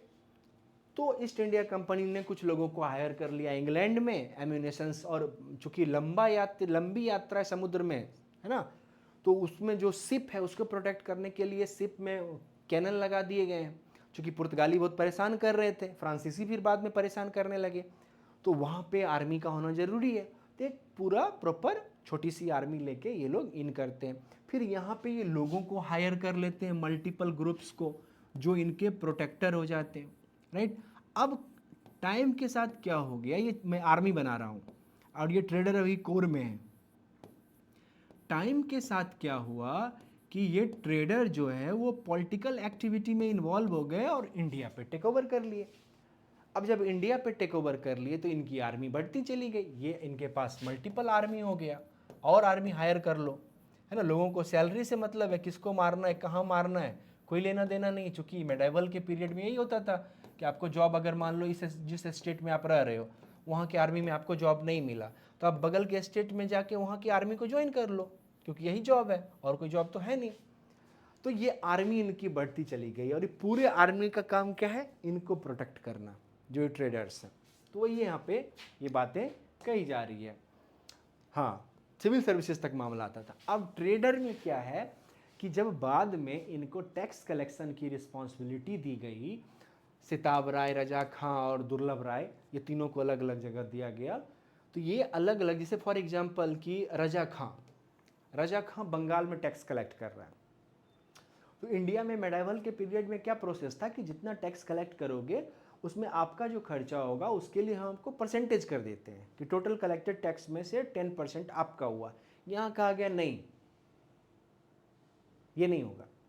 आपको क्या करना है, आपको एम्प्लॉय रखना है और पूरे जितने भी लोगों को आपने हायर किया है उसको क्या सैलरी देते हो वो मुझे बताओ लिख के, राइट। और जितना टैक्स कलेक्ट हुआ उसमें से जो ये सैलरी वाला सेक्शन है वो आपका हटा देता हूँ, आपको भी मैं कुछ फिक्स अमाउंट दे दूंगा, कुछ सैलरी दे दूंगा इस टाइप का, और टैक्स क्या वसूलना है ये मैं तय करूंगा, राइट। इसीलिए ये डुअल गवर्नमेंट काफ़ी भारी पड़ गया था बंगाल बिहार उड़ीसा के एरिया में, राइट। तो अब ये जो टैक्स कलेक्ट हो रहा है इसको ऑब्जर्व करने के लिए एक बंदा चाहिए जो अपना हो, तो that name was collector, right. कि जो वहाँ लोकल एरिया में जाके नज़र रखता है इसके बंदे पे कि हाँ इस डिस्ट्रिक्ट से कितना आया जी, इतना आया, इतना ही क्यों आया, और लाओ और लाओ। तो दैट इज़ द कलेक्टर। तो यहाँ से कहानी शुरू होती है एडमिनिस्ट्रेटिव ऑफिसर्स की। तो administrative reform evolution of the collector system, right. तो यहाँ इसको कहा गया कलेक्टर, जो कलेक्ट करता है। क्या कलेक्ट करता है, टैक्स कलेक्ट करता है, या सुपरवाइजर कहा गया जो रेवेन्यू मैटर को सुपरवाइज करता है। 72 में क्या supervise evolve in the post of collector. 1765 में ये सुपरवाइजर है। 1772 आते आते सुपरवाइजर को कहा गया कि अब ये आप कलेक्टर का काम करो। वो आता है कॉर्नवालिस रिफॉर्म लाता है, introduce the district as the key administrative unit. अब आप देखो, जैसे चोला डायनेस्टी में नाडु बल नाडु था, नाडु मतलब डिस्ट्रिक्ट। जैसे मौर्यन पीरियड में है ना क्या था, राज्य चक्र मंडल जनपद, है ना जनपद। जैसे गुप्ता पीरियड में एडमिनिस्ट्रेशन का यूनिट था, जैसे दिल्ली सल्तनत के पीरियड में था सूबा, विलायत, सिख, है ना। तो उसी तरह से इन्होंने कहा कि एक हमारा सबसे लोअर एडमिनिस्ट्रेशन होगा, यूनिट होगा, है ना, एक विलेज से काफ़ी ऊपर और सेंटर से lower, that is called district. वो आज भी एग्जिस्ट करता है डिस्ट्रिक्ट। तो डिस्ट्रिक्ट यूनिट को इंट्रोड्यूस किया किसने, कॉर्नवालिस ने। थाना सिस्टम को दिया किसने, कॉर्नवालिस ने, कि पुलिसिंग को अलग करो। तो एस्टेब्लिश द थाना system, police station system for law and order maintenance. और डिस्ट्रिक्ट में जो है क्या काम होगा, रेवेन्यू कलेक्ट होगा, जुडिशरी का मैटर होगा और लॉ एंड ऑर्डर का मैटर होगा। यही 3 मैटर होता है मेजोरिटी में। तो ये तीनों का इंचार्ज बना दिया कलेक्टर को, राइट। क्या है, separation of power, separated judicial and general administration. तो जो मेन जुडिशरी था जिसमें कि सिविल और क्रिमिनल केसेस आते हैं वो अलग कर दिया, राइट। बट जो लैंड से रिलेटेड मैटर है या लॉ एंड ऑर्डर से रिलेटेड मैटर है वो रखा। तो सबसे पहले तो जुडिशरी को सेपरेट करता है जनरल एडमिनिस्ट्रेशन से। अब ये जनरल एडमिनिस्ट्रेशन को कई पार्ट में बांट दिया। कैसे, तो सबसे पहले एक को कहा सिविल एडमिनिस्ट्रेशन, दूसरे को रेवेन्यू एडमिनिस्ट्रेशन, तीसरे को पुलिस एडमिनिस्ट्रेशन। अब सिविल एडमिनिस्ट्रेशन क्या होता है कि कहाँ पे क्या काम होना है, कैसे लोगों को, जो आपने देखा था कि 1 लाख एनुअली पैसे आए थे एजुकेशन पे खर्च करने के लिए, या और तरह के जो डिसीजंस लेने होंगे सोशियो कल्चरल चीज़ों को बैलेंस रखने के लिए, तो सिविल एडमिनिस्ट्रेशन हो गया उस पीरियड में। अभी तो सिविल एडमिनिस्ट्रेशन का मीनिंग दूसरा हो जाता है। नेक्स्ट है रेवेन्यू एडमिनिस्ट्रेशन, कि हमें टैक्स कलेक्ट करना है, बेसिकली हम तो यहाँ इसीलिए कि हमें टैक्स कलेक्ट करना है, तो that is called revenue administration. तो इसका भी हेड कलेक्टर, सिविल का भी हेड कलेक्टर। अब है पुलिस एडमिनिस्ट्रेशन, तो पुलिस एडमिनिस्ट्रेशन का भी फाइनल हेड कौन होगा, वो कलेक्टर होगा। इसके नीचे एसपी होंगे, सुपरिटेंडेंट ऑफ पुलिस। लेकिन सुपरिटेंडेंट ऑफ पुलिस रिपोर्ट किसको करेंगे वहाँ पे डिस्ट्रिक्ट में, तो कलेक्टर को। तो ये आज भी समस्या बनी हुई है, ये पुलिस रिफॉर्म में भी मेंशनिंग किया गया है कि पुलिस रिफॉर्म के लिए जो कमेटी बनाई गई थी उसने ये मेंशन किया है कि जो आप एसपी अभी भी रिपोर्ट करता है कलेक्टर को। अब दोनों सेम बैच का है, या हो सकता है कि एसपी जो है वो कलेक्टर से सीनियर बैच का हो, लेकिन उसको सर बोलना पड़ेगा। एसपी डीएम को कभी बात करते सुनेंगे तो फिर आपको लगेगा करे एसपी डीएम को सर कह रहा है, डीएम एसपी को सर कह रहा है कि एसपी साहब सुनिए, वो कह रहा है कि डीएम साहब सुनिए। दोनों चूंकि दोनों एकदम पैरेलल हैं, 4 नंबर इसको ज़्यादा आता तो ये कलेक्टर होता, इसको 5 नंबर कम आ गया तो ये एसपी रह गया। और जहाँ दोनों में टकराव होता है, दोनों में बनता नहीं है, ईगो क्लैश होता है, तो फिर डिस्ट्रिक्ट एडमिनिस्ट्रेशन चलाना मुश्किल हो जाता है, क्योंकि पुलिस एडमिनिस्ट्रेशन कंट्रोल कौन कर रहा है, सुपरिटेंडेंट ऑफ पुलिस। और सारे एडमिनिस्ट्रेशन का ऑथोरिटिव हेड कौन है, तो डिस्ट्रिक्ट मजिस्ट्रेट। यहाँ पे असम में उसको डीसी बोलते हैं, है ना, डिस्ट्रिक्ट कलेक्टर या डिस्ट्रिक्ट कमिश्नर जो भी उसके लिए वर्ड यूज़ करते हो तो डीसी बोलते हैं शॉर्ट फॉर्म में। तो ये फॉर्मेशन किया गया कॉर्नवालिस के द्वारा कि पहले जुडिशरी को अलग करो, फिर एडमिनिस्ट्रेशन को अलग करो। जो एडमिनिस्ट्रेशन को civil administration, revenue administration 2 part में बांट दिया, 3 पार्ट में बांटा, और एक पुलिस एडमिनिस्ट्रेशन। ठीक है। अब है एक डिस्ट्रिक्ट ऑफिसर क्रिएट कर दिया, post of district officer also called district collector, district magistrate. Magistrate इसलिए कह रहा है क्योंकि ये जुडिशियल मैटर भी हैंडल कर रहा है सिविल एडमिनिस्ट्रेशन का, राइट। तो डीएम हो गया, डीएम साहब, हिंदी मूवीज़ में देखते होगे डीएम है, तो district magistrate is called DM. कभी कभी इसको कलेक्टर बोला जाता है, हिंदी में इसको कहा जाता है समाहर्ता, है ना। ये वर्ड जो है मॉरियर एडमिनिस्ट्रेशन, अगर आपका आईएएस में कभी हो जाता है तो जब आप लवासना जाओगे एलबीएस से वहाँ मसूरी में, तो वहाँ आपको मॉरियर एडमिनिस्ट्रेशन, चोला एडमिनिस्ट्रेशन, ये सब डिटेल में पढ़ना पड़ता है। तो वहीं से वर्ड लिया हम लोगों ने, डिस्ट्रिक्ट कलेक्टर के लिए एक अपना हिंदी वर्ड तो चाहिए, तो उसके लिए वर्ड लिया समाहर्ता। तो that is the district collector. तो इसको डिस्ट्रिक्ट मजिस्ट्रेट भी कहते हैं, डिस्ट्रिक्ट कलेक्टर भी कहते हैं, राइट।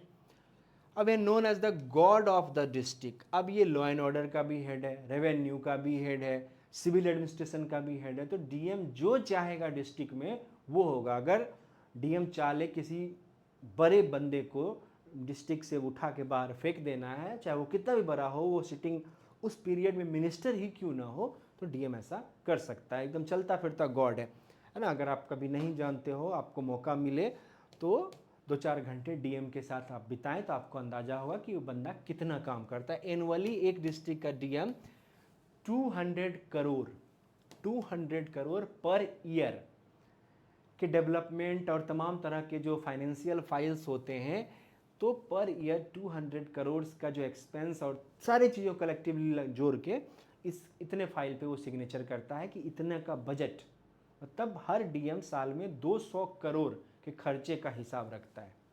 चाहे वो सेंटर का कोई स्कीम हो, चाहे वो स्टेट का स्कीम हो, चाहे वो पुलिसिंग का मैटर हो, तो 200 करोड़ तो बहुत पावरफुल पोस्ट होता है ना।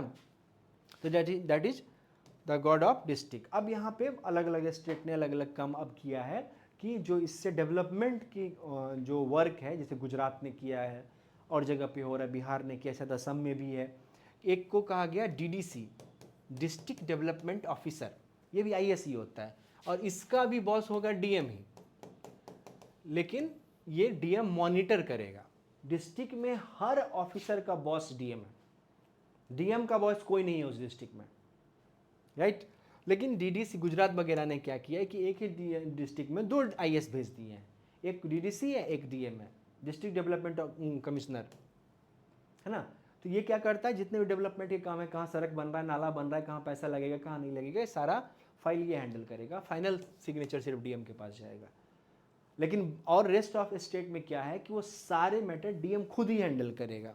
तो that is the powerful post. इसीलिए लोग इतना मरते हैं मेनलैंड इंडिया में, नॉर्थ में सेक्शन में, यूपी, बिहार, एमपी, झारखंड में, कि डीएम ही बन जाते हैं। तो फादर ऑफ सिविल सर्विसेज कहा गया किसे? लॉर्ड कॉर्नवालिस को। तो Cornwallis is the father of civil services of India. अब evolution of Indian civil services के बारे में कहा गया कि सबसे पहले फोर्ट विलियम में कॉलेज एस्टेब्लिश किया गया 1800 में, कि जो ब्रिटेन से लोग आएंगे यहाँ जॉब करने के लिए, तो ये कंप्लीट इंडियन सोसाइटी को नहीं समझते हैं, इंडिया को नहीं जान रहे हैं, तो उनको क्या किया जाए? तो एक पहले बेसिक स्ट्रक्चर का इनको कोर्स कराया जाए। वेलेस्ली ने यहाँ पे जो नए रिक्रूट्स हैं उनको इंडिया को अंडरस्टैंड करने के लिए फोर्ट विलियम में कॉलेज बनाया, राइट। उसके अलावा क्या हुआ कि 1806 में ब्रिटेन में हेलीवरी कॉलेज एस्टेब्लिश किया गया।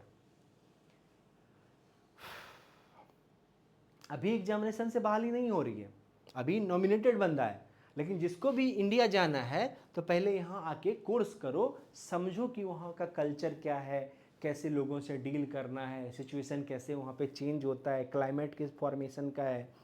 तो इसको ऑफिशियली किया गया। तो हेलीवरी में एक कॉलेज एस्टेब्लिश किया गया कॉर्नवालिस के द्वारा। ये कौन किया था? वेलेस्ली। ये कौन किया था? कॉर्नवालिस। एक तरह का वन टाइप ऑफ ट्रेनिंग है। Shift toward selection based recruitment 1833 charter act propose selection over the nomination for civil services appointments.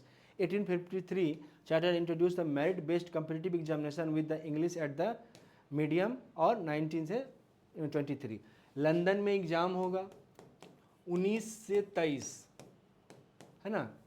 इस उम्र के लोग इस फॉर्म को भरेंगे और वो ज्वाइन करेंगे, राइट। इंग्लिश में एग्जाम होगा। तो ये इंडियंस को रोकने के लिए था, इंडियन के बस का ही नहीं था, क्योंकि वो फॉरेन लैंग्वेज है और इंडिया में लिटरेसी रेट अलग तो दूसरे स्टाइल से चल रहा है, हम अपना लोकल लैंग्वेज में पढ़ रहे हैं। तो यहाँ से परेशानी शुरू होती है और फिर इंडियंस एंट्री मारने लगते हैं। और पहले इंडियन का नाम है कौन? सत्येंद्र नाथ, है ना। रविंद्रनाथ टैगोर के भाई थे सत्येंद्र नाथ टैगोर, सत्येंद्र नाथ बनर्जी, जो भी नाम लिखना है। तो ये है 1855 में कम्पिटिटिव एग्जाम फॉर्मली स्टार्ट होता है। 1864 में Satyendra Nath Tagore became the first Indian qualified for ICS, Indian civil services के लिए सत्येंद्र नाथ टैगोर इन करते हैं। एज क्या है? 9 से 23। अब ये सत्येंद्र नाथ टैगोर कौन है? सत्येंद्र नाथ टैगोर के जो पिताजी हैं, है ना, रविंद्रनाथ टैगोर, सत्येंद्र नाथ टैगोर, ये सब भाई हैं। इनके पिताजी हैं अविंद्रनाथ टैगोर और उनके भी शायद कोई फादर थे। तो ये अंग्रेज़ों के पीरियड में जब अंग्रेज़ों ने टेक ओवर किया था बिहार, बंगाल, उड़ीसा का एरिया, तो उस हिस्से में ये जमींदार थे। टैक्स रेवेन्यू कलेक्ट करने की रिस्पॉन्सिबिलिटी इनकी थी। तो इन्होंने अपने बच्चों को पढ़ने के लिए लंदन भेज दिया कि जहाँ ब्रिटिशर्स रहते हैं तुम भी वहीं जाके पढ़ो, और इन्होंने ICS क्रैक कर दिया। अब इतना बड़ा नहीं हुआ करता होगा, लेकिन जो भी था एज ए इंडियन। अब किसी बच्चे को तुम फ्रांस में रख दोगे तो फ्रेंच बोलेगा, चाइना में रख दोगे चाइनीज़ बोलेगा। तो ये बचपन में ही भेज दिया गया, पता नहीं कब, लेकिन ये एज था। अब यहाँ पे ब्रिटिशर्स को थोड़ी सी दिक्कत होने लगी। क्या दिक्कत होने लगी? तो उसने एज को कम कर दिया। पहले क्या था? 19 से 23। अब कहा नहीं नहीं नहीं, ये तो ज़्यादा हो जाता है। 17 से 19, 17 से 19 साल के उम्र में ही आपको ये जॉब निकालना है, नहीं तो नहीं। क्यों? ताकि इंडियंस ना आ सके। ऑब्वियस सी बात है कि आपको आपका वहाँ पे पर्सनालिटी ग्रूम किया जाएगा। और 17 साल में कोई आदमी कैसे वहाँ पे, या वहाँ जन्म ही वहीं हुआ हो, तभी ये संभव है। इंडियंस को रोकने के लिए ये किया गया। तो इसके खिलाफ एक मूवमेंट हुआ, सुरेंद्र नाथ बनर्जी।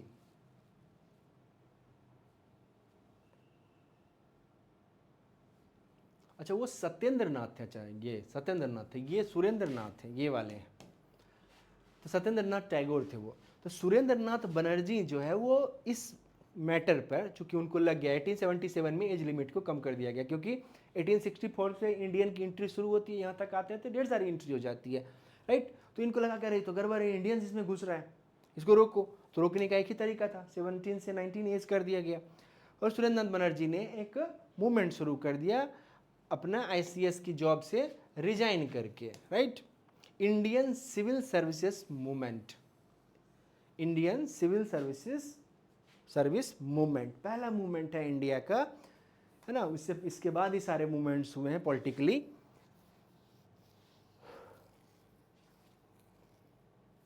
अब आगे कहानी, इस मूवमेंट का तो कुछ हुआ नहीं, फिर बाद में एज को वापस से वही कर दिया गया और फिर इसी मूवमेंट के प्रेशर में दो जगह एग्जाम होने लगा, एक लंदन में एक इंडिया में।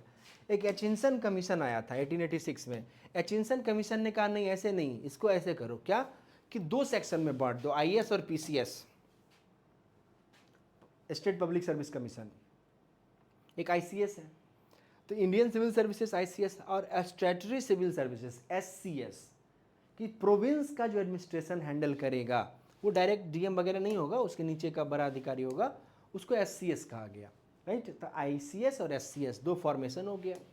इसके अलावा क्या हुआ structure of Indian civil services में, कि आईसीएस ऑल्सो नो जो all India civil services, highest and most prestigious civil services British in India, और पीसीएस हो गया, अभी भी इसको पीसीएस ही लोग बोलते हैं, तो मेनलैंड में या दिल्ली वगैरह के टीचर पीसीएस बोलेंगे, तो पब्लिक सर्विस कमीशन या कुछ भी ऐसा बोल के काम चला लेते हैं, तो आज जुबान पे चढ़ गया, जो कि होता है स्टेट पब्लिक सर्विस कमीशन होता है ना। तो पीसीएस का फुल फॉर्म क्या है, प्रोविंशियल सिविल सर्विसेज, पीसीएस।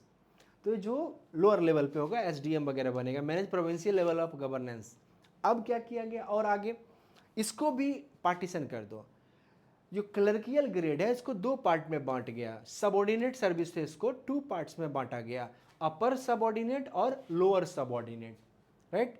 पहले आईसीएस होगा, उसके नीचे पीसीएस होगा, उसके नीचे अपर सबऑर्डिनेट होगा, उसके नीचे लोअर सबऑर्डिनेट होगा, उसके नीचे एमटीएस होगा, प्यून वगैरह, और उसके नीचे ड्राइवर माली है।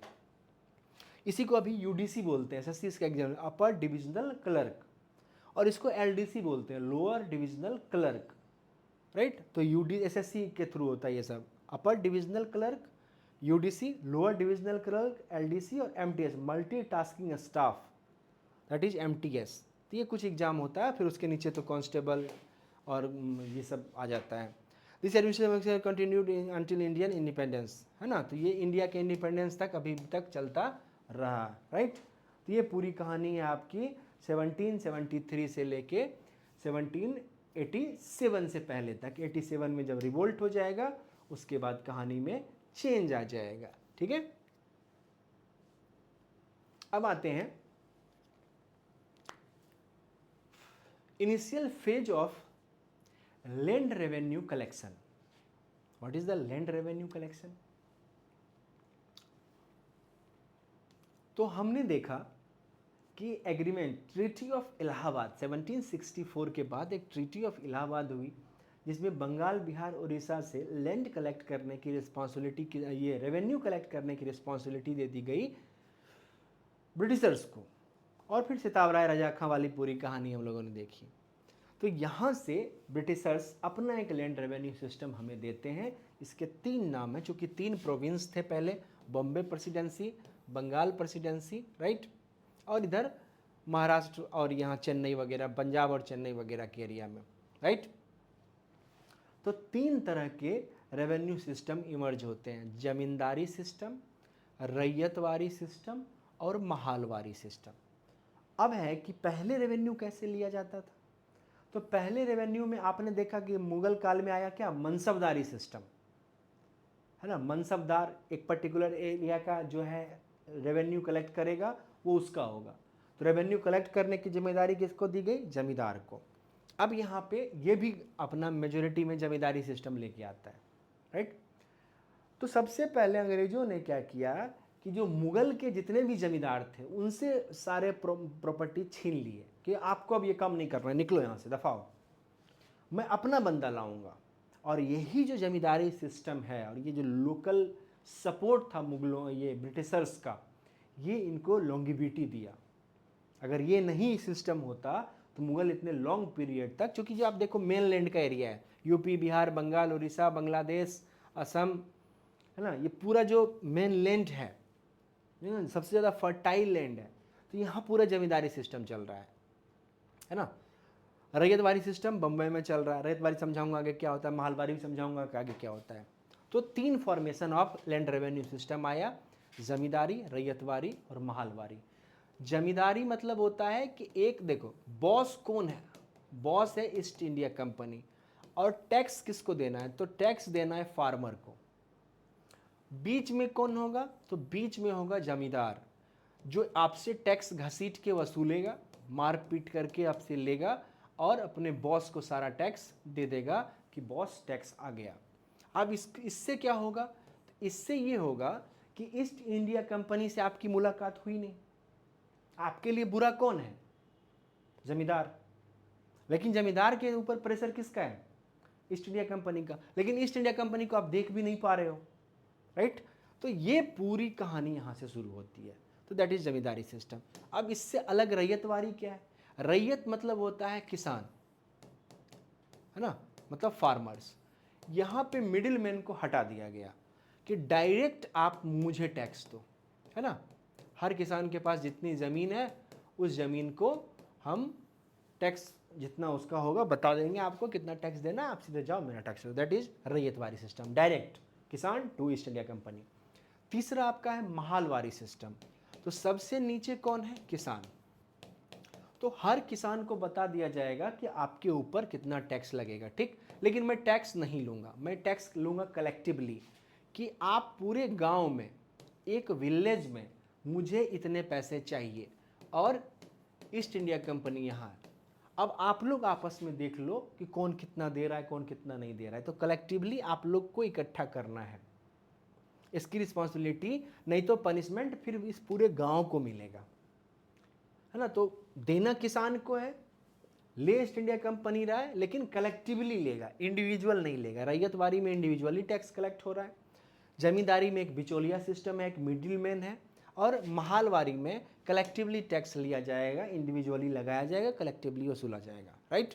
चलिए अब कह रहे हैं कि दीवानी राइट 1765 में ईस्ट इंडिया कंपनी गेन दीवानी rights over the Bengal, Bihar and Orissa, giving the authority to collect the revenue known for मालगुजारी। ये सारी बातें हो चुकी है कि रेवेन्यू राइट्स मिल चुका है सिताब राय राजा अक्खा में, पूरी कहानी। अब है 1772 से लेके 1775 तक ये कैसा फॉर्मेशन रहा? तो कह रहा है क्या? Pargana auction system. क्या है? Territory divided into Pargana. Pargana जो होता है वो ब्लॉक से बड़ी इकाई होती है, राइट। मतलब एक ब्लॉक में एवरेज 200 के अराउंड विलेज होंगे, राइट। अराउंड हो जाएगा 200, नहीं मान लो 200 नहीं होगा, 20-25 विलेज होगा, रेवेन्यू विलेज। एक विलेज में फिर 6 उसके मोहल्ले होंगे, टोला जिसको बोलते हैं, राइट। तो इस तरह से है। अब 3-4 ब्लॉक को मिला के एक परगना होता है। तो इस परगना से अभी भी बंगाल के एरिया में एक एरिया है 24 परगना, 24 परगना का एक एरिया है बंगाल में। तो इस परगना से कितना रेवेन्यू मुझे चाहिए? तो मैं आपको मिनिमम बता दूंगा कि मुझे इस परगना से 1 लाख चाहिए minimum, right. Territory wide into pargana auction based on revenue collection introduce a 5-year contract over the highest bidders minimum bid set but not maximum limit. तो मैंने क्या किया कि आपको कह दिया कि मुझे 1 लाख चाहिए। अब जो सबसे हाईएस्ट बोली लगाएगा, ये दुनिया का सबसे वाहियात तरीका, घटिया तरीका था रेवेन्यू कलेक्ट करने का। ऐसा कभी नहीं हुआ, ना अलाउद्दीन ने किया, ना औरंगजेब ने किया, ना अकबर ने किया, ना बाबर ने किया। जितना जाहिल से जाहिल, घटिया से घटिया किंग का नाम ले लो, किसी ने नहीं किया था। लेकिन ईस्ट इंडिया कंपनी जो अपने आप को सिविलाइज समझ रही थी और सिविलाइज बोल रही थी, वो आके कह रही है कि मैं ये ट्राई करूँगा, राइट। क्या है कि 1 लाख रुपीज़ मैंने मिनिमम फिक्स कर दिया कि 1 लाख रुपीज़ आपको मिनिमम जो है ना बिड लगाइए इस पर। अब किसी ने कहा मैं 2 लाख दे दूंगा, किसी ने कहा मैं 3 लाख दे दूंगा, किसी ने कहा मैं 4 लाख दे दूंगा, राइट। और ये फाइनल हो गया। तो ये जो आदमी है जिसने ये बेट जीता है, तो ये 4 लाख अपने घर से देगा क्या? किसानों से लेके देगा। तो ये किसानों से कैसे लेगा फसल? ये और ये जो बंदा है, ये ईस्ट इंडिया कंपनी है, ये मैं एग्जांपल के लिए बोल रहा हूँ।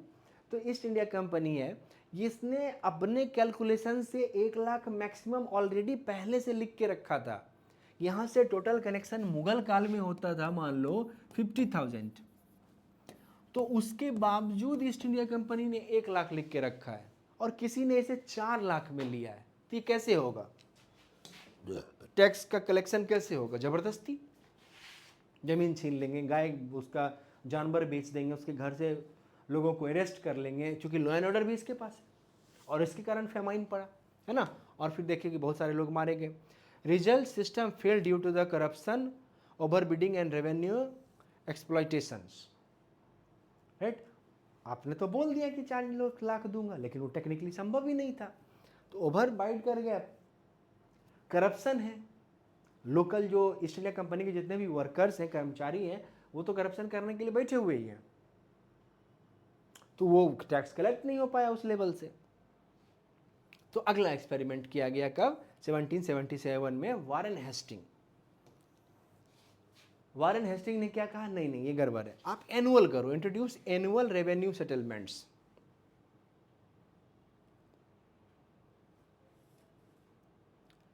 है ना, कि एनुअली आप बिड करो और बिड करने के बाद आप टैक्स दो। तो यहाँ पे कहा गया कि allot middle man to bid low, collect high from farmers, right. तो ये भी सक्सेस नहीं किया था और ये भी सक्सेस नहीं किया था, ये दोनों सक्सेस नहीं किया था। और इसके कारण क्या हुआ, लेकिन किसानों का बहुत अधिक शोषण हो रहा है। ये बंगाल के फेमाइन का पिक्चर है आपके सामने, है ना। तो ये क्या हुआ कि फार्मर जो है उनका काफ़ी एक्सप्लॉयटेशन हुआ, consequences reform, revenue mismanagement and exploitation led to agriculture distress. To correct this failure, Lord Cornwallis was sent to India as a Governor General to reform system.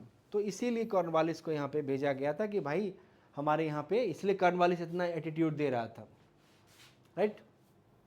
तो कॉर्नवालिस को इसी झंझट से मुक्ति के लिए भेजा गया था कि ये बंदा IIM से पास आउट है, IIT से ग्रेजुएट है, इसके पास मैनेजमेंट का काफ़ी बेहतर स्किल है, ये जाएगा सब ठीक कर देगा। और कॉर्नवालिस के पीरियड में ये सिस्टम इमर्ज करता है, राइट। दैट इज कॉल्ड क्या, जमींदारी सिस्टम। देखो जमींदारी सिस्टम इंडिया में हमेशा से टैक्स कलेक्शन में एक मिडिल मैन रहा है। दिल्ली सल्तनत में जो खुद चौधरी मुकद्दम था, मुगल काल में जमींदार था, उसी तरह का एक जमींदार आता है यहाँ पे। जमींदार हुई जमींदार, इसको समझते हैं। अभी अभी मैंने आपको समझाया भी था कि देखो ये किसान है, दिख रहा है,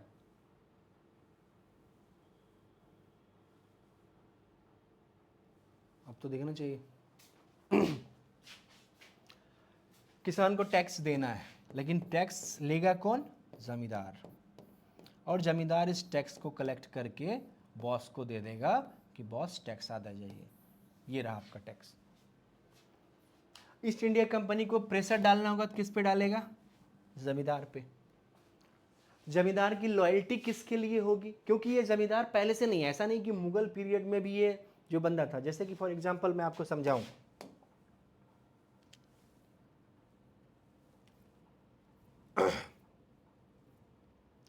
देखो ये हीरा ठाकुर है, सूर्यवंश अंबाला, राइट। अब ये किसी एरिया का जमींदार है, तो ये पहले आम इंसान था, थोड़ा सा बाहुबली टाइप का था। ये मुगलों का जमींदार नहीं था। मुगल वाले जमींदारों को अगर कंटिन्यू करता तब तो कोई प्रॉब्लम ही नहीं था, लेकिन उसकी लॉयल्टी मुगलों के प्रति थी, ब्रिटिशर्स के लिए कुछ नहीं करता। तो मिडिल मैन हमेशा प्रॉफिटेबल धंधा रहा है। इसको क्या करना है, हीरा ठाकुर को कुछ नहीं करना है, कुछ बाहुबली बाउंसर मेंटेन करना है, लोगों को थप्पड़ मारते रहना है कि भाई पैसे लाओ, और फोर्सफुली लोगों से पैसे कलेक्ट करना है और ईस्ट इंडिया कंपनी को दे देना है। अब ये चूंकि लोकल बंदा है, तो लोकल बंदा है तो लोकल एरिया में रहना पड़ेगा। जमींदार साहब की एक बड़ी सी हवेली होगी, क्योंकि मिडिल मैन बन के बहुत पैसा कमाएगा, राइट। ईस्ट इंडिया कंपनी इस पर निर्भर है लोकल एरिया को कंट्रोल करने के लिए। ये इसके लिए सबसे अच्छी चीज़ क्या है कि जब तक ब्रिटिशर्स हैं तब तक ये है, ब्रिटिशर्स गए तो इसकी जमींदारी भी गई। तो इसकी लॉयल्टी होगी ईस्ट इंडिया कंपनी के लिए, ना कि वहाँ के लोकल लोगों के लिए, क्योंकि इसकी सारी संपन्नता, जो सारा जो लग्जरी लाइफ है, वो ईस्ट इंडिया कंपनी से आ रहा है। तो जब तक ब्रिटिशर्स हैं तब तक इसको प्रॉफिट है।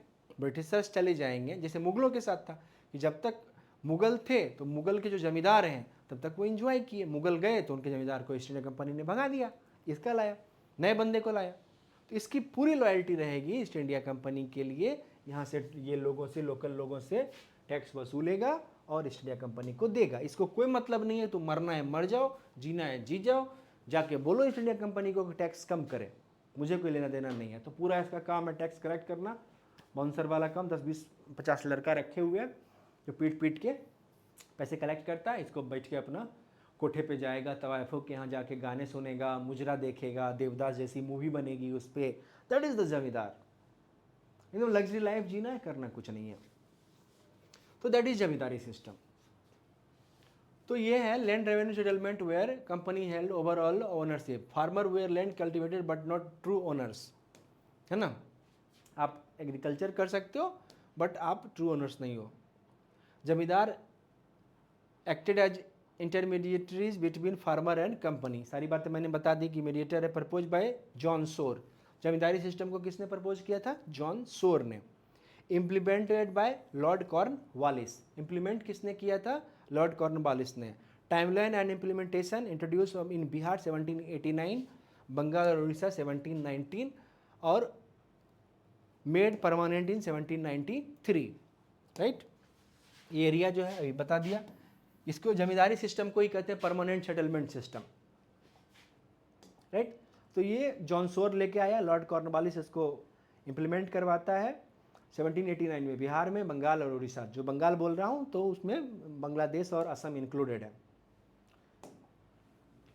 टैक्स कौन पेड करेगा? सारी बातें मैंने आपको समझा दी। किसान, फार्मर। कलेक्ट कौन करेगा? जमींदार। और रिसीव कौन करेगा? कंपनी। जमींदार से, जमींदार को भी एनुअली कुछ पैसा जमींदार बने रहने के लिए ईस्ट इंडिया कंपनी को देना पड़ेगा, राइट। जमींदारी का काम बहुत मज़ेदार होता। जैसे कि मान लो कि तुम ठीक ठाक छोटे मोटे पैसे वाले हो अपने ग्रुप में, 1 करोड़ 2 करोड़ की प्रॉपर्टी है तुम्हारे पास, तुम एक आईफोन लेते हो, तो तुम आईफोन लोगे तो अपने दोस्तों को दिखाओगे। लेकिन तुम्हारे पापा के पास मान लो कि 400 करोड़ की प्रॉपर्टी है, 500 करोड़ की प्रॉपर्टी है, तो उस कंडीशन में जो तुम्हारी सर्किल है उसमें सबके पास आईफोन है, तुम फिर उसको क्या दिखाओगे, राइट।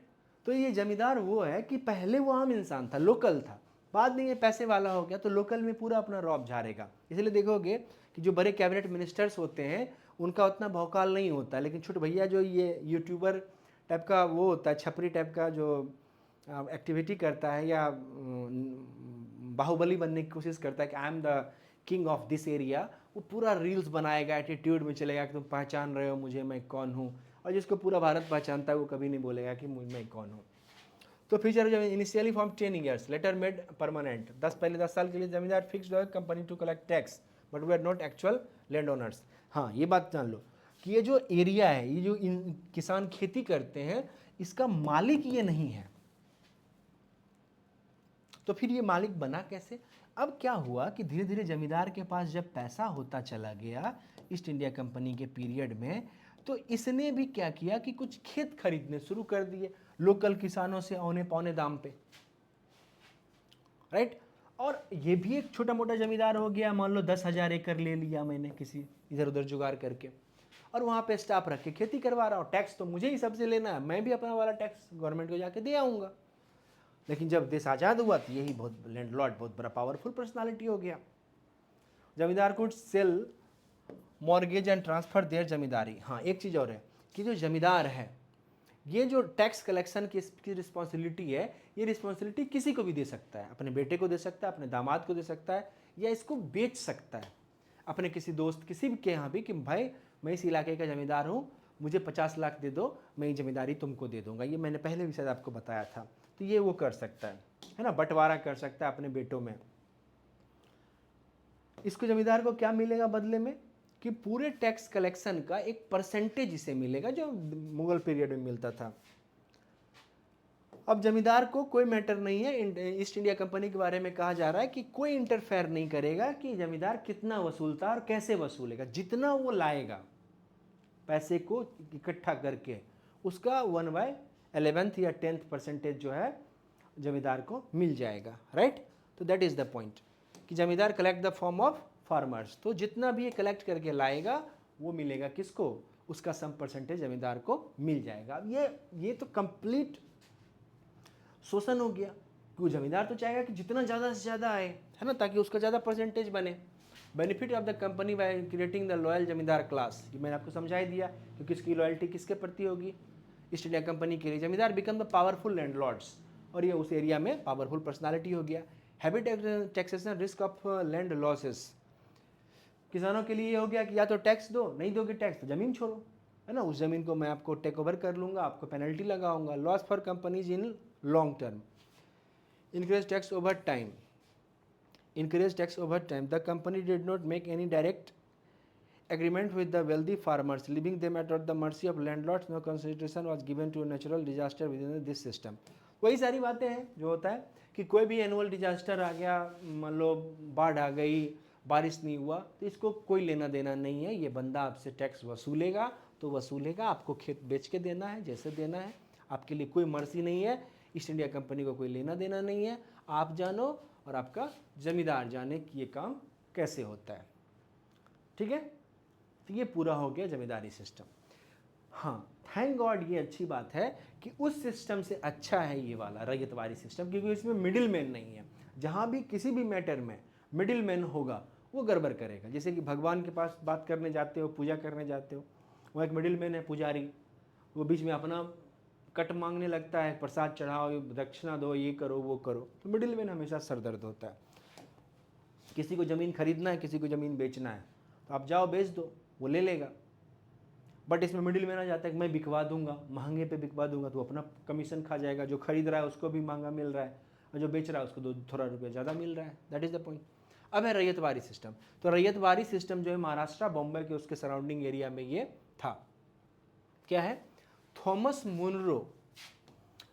मुनरो ने इसको दिया था। और ये British India East India Company के 51%, 81% पार्ट पर ये था। That is the ryotwari system. कहाँ, मद्रास के एरिया में, मुंबई के एरिया में, असम, कुर्ग, मैसूर और बंगाल के एरिया में। तो जो इस असम की बात कर रहा है, जो अपर असम की बात कर रहा है, लोअर असम में नहीं, राइट। तो इस हिस्से में क्या है, ये रैयतवारी सिस्टम है। इसमें कोई मिडिल मैन नहीं होगा, फार्मर है, वो सीधे टैक्स देगा किसको, ईस्ट इंडिया कंपनी को। इससे मिडिल मैन नहीं होने के कारण यहाँ किसानों के ऊपर कम जुल्म होगा, कम उसको पनिशमेंट मिलेगा। Revenue collected directly from farmers by the British East India Company, no intermediate like zamindar involve. इसमें दो नाम याद रखने लायक है, थॉमस मुनरो, है ना, और ये जो रैयतवारी है तो ब्रिटिश ईस्ट इंडिया कंपनी के 51% पार्ट पर ये फैला हुआ था। डायरेक्ट किसान है, किसान डायरेक्ट दे रहा है किसको, ईस्ट इंडिया कंपनी को। Ryotwari system based on cost production and profit from agricultural yield, है ना, कि जितना आपका प्रोडक्शन हुआ। Fixed revenue system, revenue was fixed with the land survey conducted every 20-30 years में, है ना, कि हर 20 से 30 साल में सर्वे किया जाएगा, फिर आपको दिया जाएगा। Frequent revenue hikes increase 6 times during the 19th century, become the burdensome for farmers over time. तो यहाँ पे ये कहा गया कि हाँ 20 ईयर्स में हम रेवेन्यू को वो करेंगे, देखेंगे आप, लेकिन एक बार लगा देने के बाद फिक्स करेंगे। लेकिन एक हर सर्टेन टाइम के बाद क्या हो रहा है, आप रेवेन्यू को हाई करते जा रहे हो। कि मान लो 1820, 1840, 1860, अब यहाँ पे कुछ और था। 20 सालों में प्रोडक्शन बढ़ा नहीं बढ़ा कोई मतलब नहीं, रेवेन्यू बढ़ जाएगा, आपको टैक्स बढ़ जाएगा। फिर 20 सालों में प्रोडक्शन बढ़ा नहीं बढ़ा कोई लेना देना नहीं, आपका टैक्सेशन बढ़ जाएगा। इससे फार्मर को परेशानी हुई। लेकिन जमींदारों को जितना, जो जमींदारी सिस्टम से जितनी परेशानी लोगों को हुई, उससे कम परेशानी रैयतवारी सिस्टम से हुई, right. The next, mahalwari system.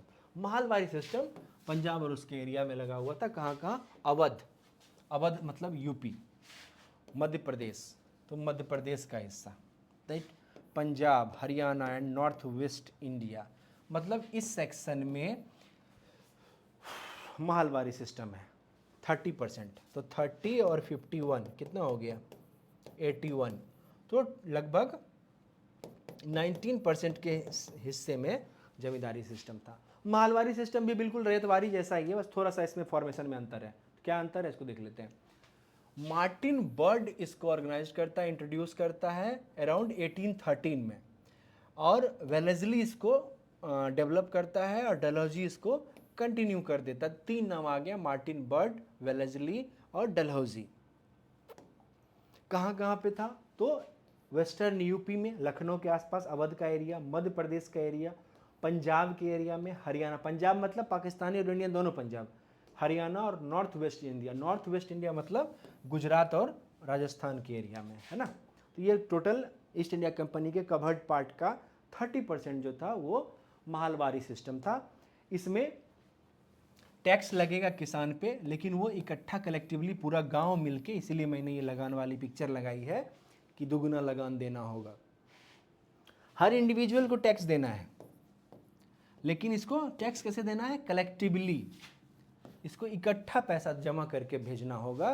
किसी इंडिविजुअल के जमा करने से उस एरिया का कोई फर्क नहीं पड़ेगा। कोई किसान मान लो बीमार है, फसल नहीं हुआ, कम देना चाहता है, तो उस कंडीशन में आप लोग अपने अपने जेब से पैसा भरिए। ईस्ट इंडिया कंपनी को चाहिए नहीं तो फिर पूरे एरिया पे आपको फाइन कर देगा वो। Revenue assessed for the entire village mahal unit, farmer were liable but collective was done collectively and behalf of the village community. आपको कलेक्टिवली देना है। Revenue fixation on revision, revenue fixed by the company of each mahal. हर महाल से revenue fix कर दिया गया कि आपको इस पूरे गांव से कितना एरिया चाहिए, पैसा चाहिए। Subject to revision every 20-30 years. फिर वही है रैयतवारी सिस्टम वाला कि हर 20 से 30 साल में हम रिव्यू करेंगे। और survey and measurement, given some importance for the land assessment. Hybrid system, combined feature of zamindari and ryotwari system, right. तो ये महलवारी सिस्टम जो था, तो महलवारी सिस्टम भी जमींदारी से बेहतर ही था, है ना। रैयतवारी से भी बेहतर था कि आप लोग आपस में ही दुख सुख मिल के बांट लेते हैं, इस बार तुम्हारा फसल कम हुआ। लेकिन नुकसान ये था कि सबसे इसमें तीनों में बेस्ट था रैयतवारी सिस्टम। लेकिन उसमें प्रॉब्लम क्या था कि ईस्ट इंडिया कंपनी को आप डील नहीं कर पाओगे, ज़मीन पैसा दो नहीं तो आप गए। तो ये पूरा मैटर था।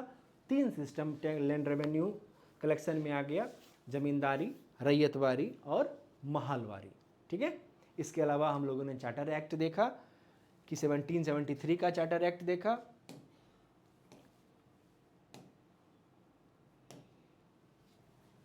रेगुलेटिंग एक्ट 1773 देखा, पिट्स इंडिया एक्ट 1784 देखा, चार्टर एक्ट 1793 देखा, चार्टर एक्ट 1813, चार्टर एक्ट 1833 और चार्टर एक्ट 1853। उसके बाद ये वाला जो है ये हम लोग पॉलिटिकल हिस्ट्री के साथ साथ ही देखते हुए आगे बढ़ेंगे। जब 1857 का रिवोल्ट होगा तो उसके बाद ये वाला एक्ट आ जाएगा, फिर इंडिया काउंसिल एक्ट आएगा, ये भी उसी टाइम देखेंगे। इंडियन काउंसिल एक्ट 1892, फिर मॉर्लेमेंटो रिफॉर्म, मॉन्टेग्यू जेम्सफोर्ड रिफॉर्म और गवर्नमेंट ऑफ इंडिया एक्ट 1935। ये सब पॉलिटिकल हिस्ट्री जब पढ़ रहे होंगे तो उसी पीरियड में ये देखने को मिल जाएगा, ठीक है। तो आज के लिए इतना ही, बाकी मिलते हैं फिर नेक्स्ट क्लास में। चलिए, थैंक यू।